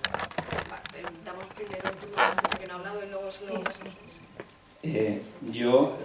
la pregunta que voy a hacer es reflexión más bien sobre violencia de género. Llevo muchos años trabajando en violencia y creo que se podría evitar alguna muerte, y con que se evitara una sola, para mí sería suficiente, si se legislara o se aplicara la forma de dar las noticias de las muertes de las mujeres. Y digo lo siguiente, por ejemplo, cuando un menor se suicida, por ley no se puede comunicar para que otros adolescentes en una situación similar copien, porque aquí copiamos todo lo que vemos en los medios de comunicación. Entonces, en mi opinión, creo que al dar la información no es ocultarla, como se hace con los adolescentes, que no se da, se podía dar, pero haciendo hincapié en la parte negativa del asesino, del agresor, porque aquí se enfoca en el dolor y entonces se enfoca en la mujer, porque si damos la parte negativa de decir los años que le va a caer de cárcel, las consecuencias económicas, toda la parte negativa, a algunos se le pasaría por la cabeza no hacerlo, porque en situaciones tan extremas están en venganza y bueno, pues hacer el más daño posible. Y esto viene también recordando que hay algo legislado, no mucho, pero hay algo de que no se pueden hacer fotos. Por ejemplo, hace cosa de 2 años o año y medio se publicó en un medio de comunicación prensa a nivel nacional de lo que suele pasar en la India y Pakistán, que es echar ácido a las mujeres cuando se las repudia. Y 15 o 20 días después se repitió aquí. Entonces, como se copia todo, yo creo que se debía de legislar, de dar la parte negativa, no ocultarlo, porque no se puede ocultar, pero sí dar la parte negativa y nada más. Y no engancharse y dar más comunicados, porque a veces hay gente que los medios de comunicación van a la lágrima fácil. Nada más. Sí, la manera en que los medios tratan la violencia de género, estoy de acuerdo contigo en que hay que cambiarla. Yo no creo que hay que cambiar la manera en que los medios la tratan, porque hay que estigmatizar al agresor. No tanto los años de cárcel, que yo creo que lo saben de sobra, es simplemente cuando a ellos les da igual. Cuando quieren, o sea, es decir, cuando sienten esa rabia, que de hecho muchos después se matan, ya les da igual, es decir, ellos quieren acabar, su vida su identidad depende de esa mujer, han puesto ahí todo, su propia hombría y tal, y cuando ven que eso se rompe, no pueden soportarlo, no pueden soportar la rabia, no pueden soportar la ruptura que les produce en su personalidad y matan al objeto de odio, etcétera, ¿no? Y a quien hacen responsable y tal. Muchos, una vez que han perdido ese objeto, su vida no tiene sentido y se matan. Y en general el tema, o sea, la pena da igual que las penas de muerte no acaban con los asesinatos ni con los crímenes, y las penas son disuasorias, pero hasta cierto punto.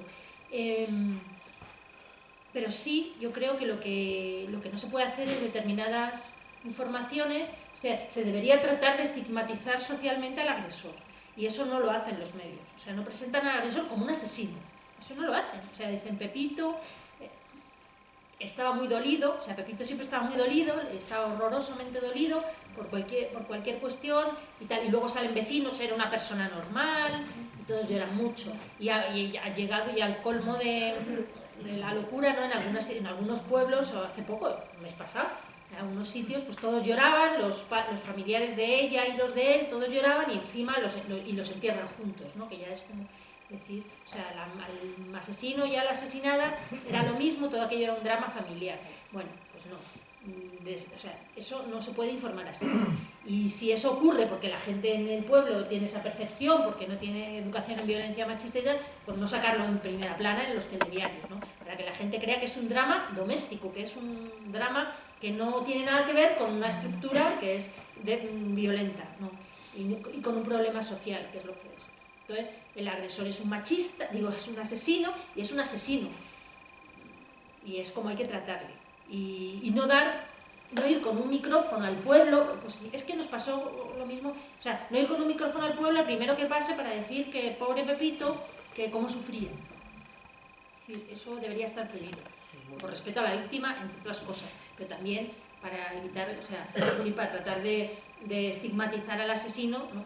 Y no dar pábulo a la sensación esa de que era un hombre muy desgraciado, que reaccionó mal. Entonces, eso hay que... Ahora, que ponte tú a decir que se legisle algo sobre cómo tienen que informar los medios, porque eso ya es otra, ya es la portada de La Razón, ¿no? Podemos, quiere... Entonces es muy complicado. Bolivariano, Chávez. Hola Beatriz, gracias por venir. Retomando un poco lo que ha dicho la compañera que ha hablado antes, es verdad que el patriarcado es mucho más antiguo que el sistema capitalista, ¿no? También es verdad que el sistema capitalista a cualquier persona, sea de sexo que sea, raza que sea, le conviene que haya oprimido, ¿no? Para que el sistema se perpetúe. Teniendo en cuenta eso y cómo actúa el capitalismo, por ejemplo, con otras luchas como el ecologismo, ¿no? Que todos ahora, bueno, hasta Rajoy ya, el primo ya parece que ya no tenía razón, ¿no? Y sí que hay un cambio climático, pero después vemos cómo lo encauza el capitalismo, ¿no? Y de repente hay comida ecológica en el Corte Inglés y bueno, y hasta postres de Che Guevara, ¿no? O sea, me refiero a todo lo que sea susceptible de mantener el sistema invendible. El capitalismo lo transforma, ¿no?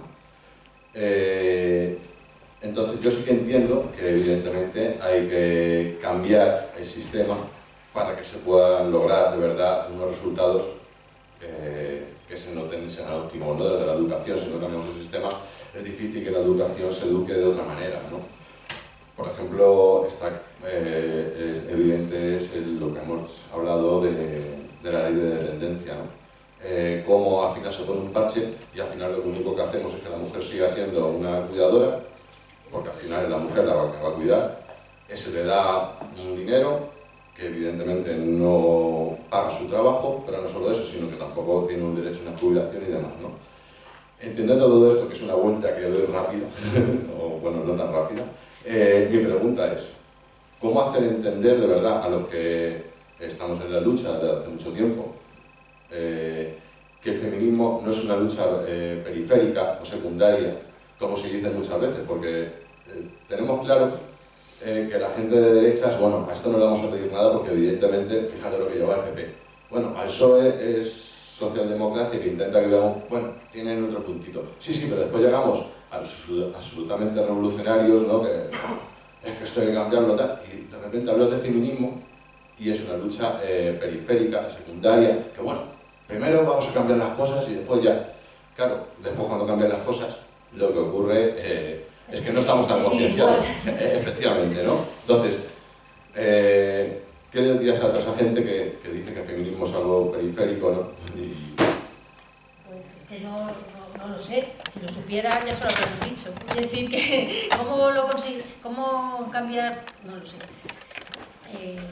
Quiero decir, eso es el feminismo, intentar, entre otras cosas, eso es la lucha que llevamos, intentar que sea considerada una lucha fundamental, ¿no? Una contradicción fundamental.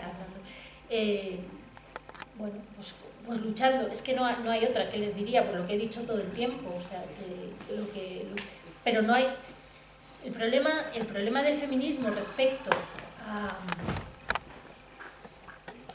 otras luchas que otra gente ve mucho más claramente, porque como has dicho tú, el PP o la derecha no las ve, o no, bueno, gente que sí que ve la desigualdad en otros terrenos, no ve esta. El problema que tiene el feminismo es que el feminismo está, o sea, es que los roles del género, la perversa ideología de género, como dicen los obispos, es que el género es la manera en que nos construimos.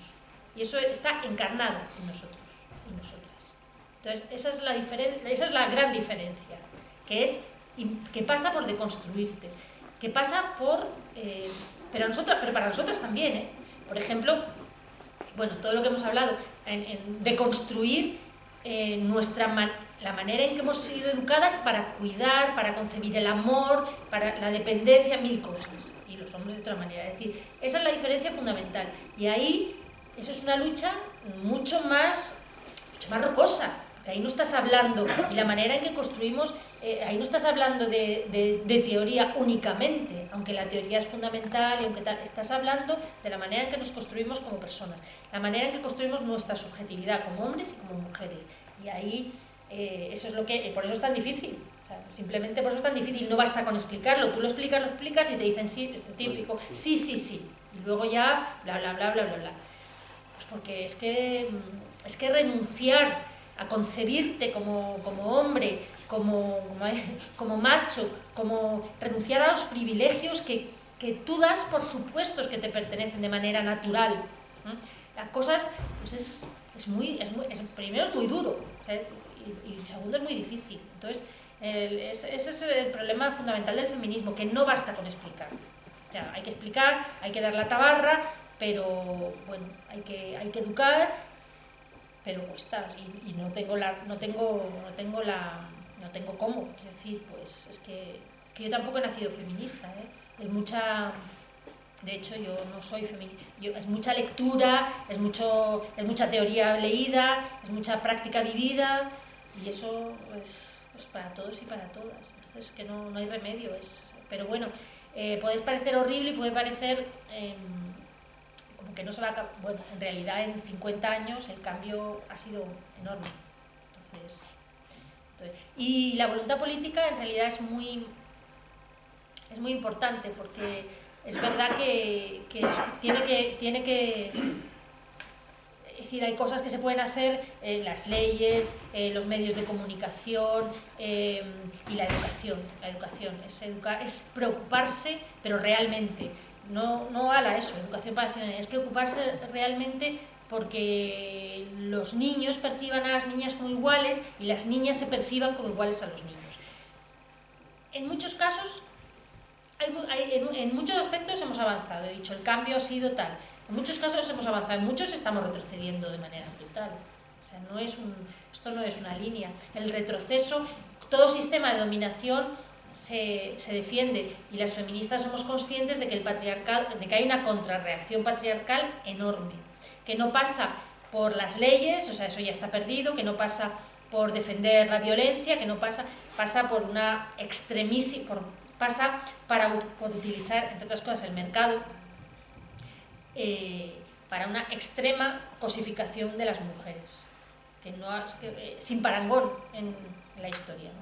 Es decir, bueno, el usar el cuerpo femenino para vender cualquier cosa, la extrema cosificación, ¿no? Y eso deja huella, es muy difícil. Es decir, hoy día en los institutos son mucho más machistas niños y niñas que cuando yo estaba en el instituto. O sea, mucho más. Lo dicen todas las encuestas, pero es que yo tengo mis 2 hermanos, son profesores de instituto.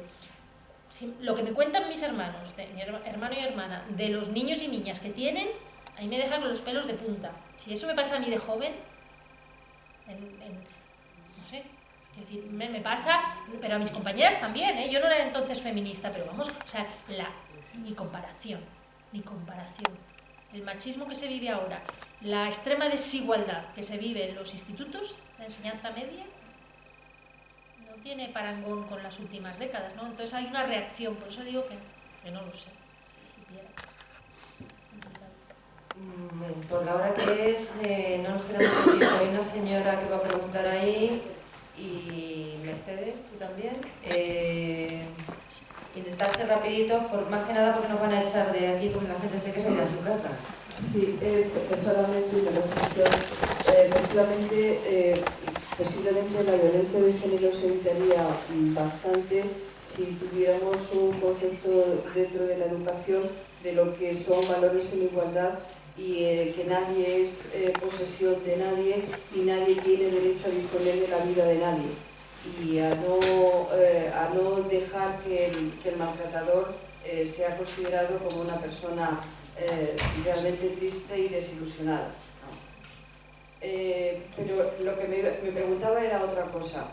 Si no conceptuamos la muerte de una mujer como un asesinato, creo que no vamos a ir muy lejos.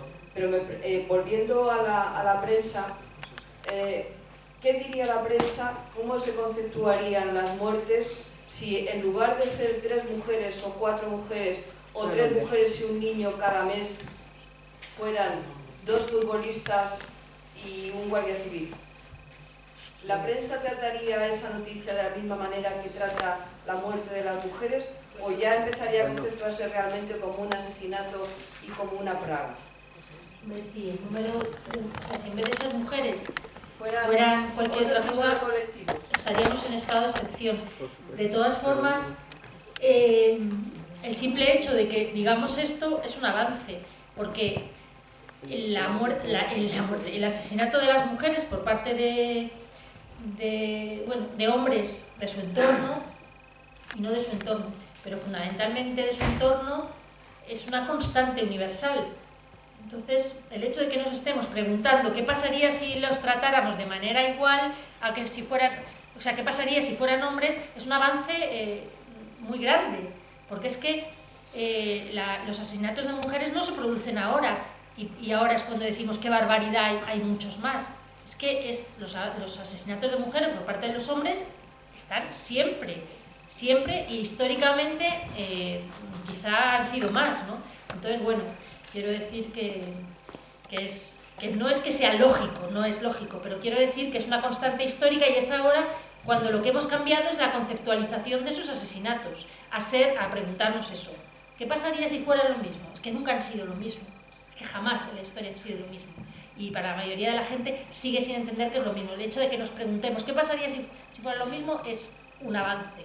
Y es el avance imprescindible, claro. O sea, es justo. Cuando consigamos que sean lo mismo, pararán, que sería imposible. Sería simplemente imposible. Sería insoportable que todos los días mataran a un militar. Imposible. Entonces... Buenas noches. Yo lo primero agradecerte que estés aquí con nosotros y lo segundo quería hacer una reflexión así en alto y un poco por mi experiencia personal. Yo soy madre... ¿No se oye? Sí. Yo soy madre de 3 hijos, son 3 chicos y mis hijos han nacido y se están educando en una casa donde no tenemos roles asignados, ni su pareja ni yo. De hecho, yo me dedico a la política, ellos lo ven como algo normal. Y sin embargo, en el momento en el que salen de la puerta de la casa, empieza el problema. Esta tarde, por ejemplo, estaba ayudando al mediano a hacer los deberes de matemáticas y en un libro de matemáticas de quinto de primaria, lo que aparece es que para hacer la división de unas porciones es una mujer, el nombre de una mujer la que reparte las porciones de una tarta, y para hacer un ejercicio de velocidad es el hombre el que coge el coche. Es un nombre de mujer y un nombre de eso. Entonces, esto se repite continuamente. Entonces, aunque ellos en casa no tengan identificados roles para hacer ninguna tarea doméstica simplemente, y que lo hace tanto la única mujer que hay en casa, que soy yo, como lo pueden hacer ellos en la misma proporción, en el momento en el que salen a la puerta de la calle se encuentran con ese problema. O sea, ellos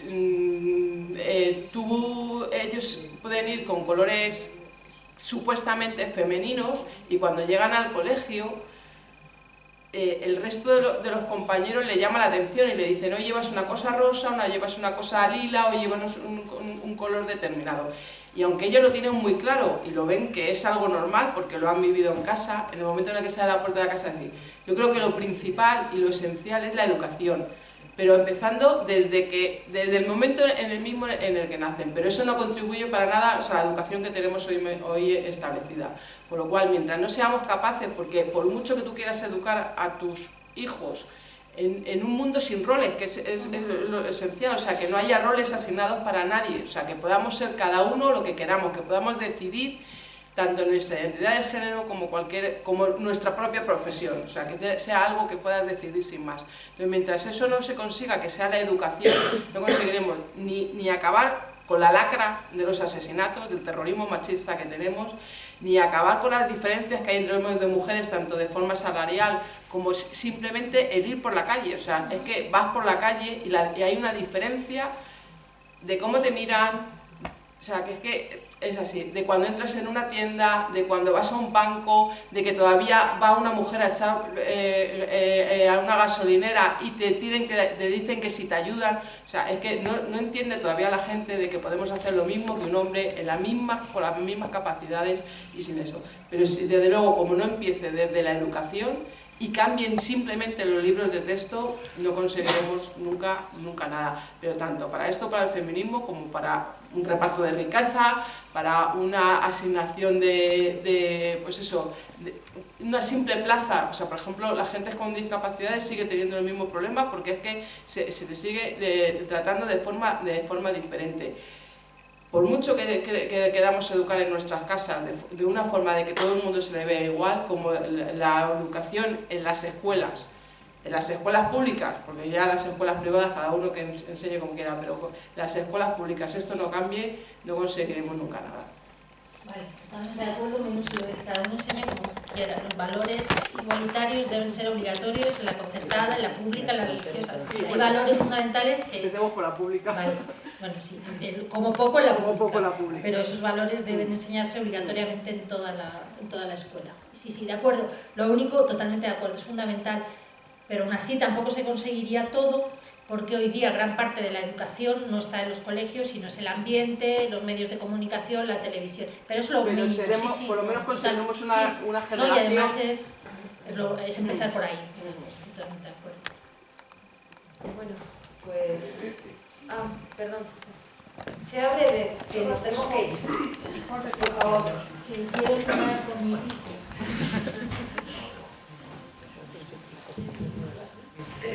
Brevemente, como colofón, hacer un breve comentario.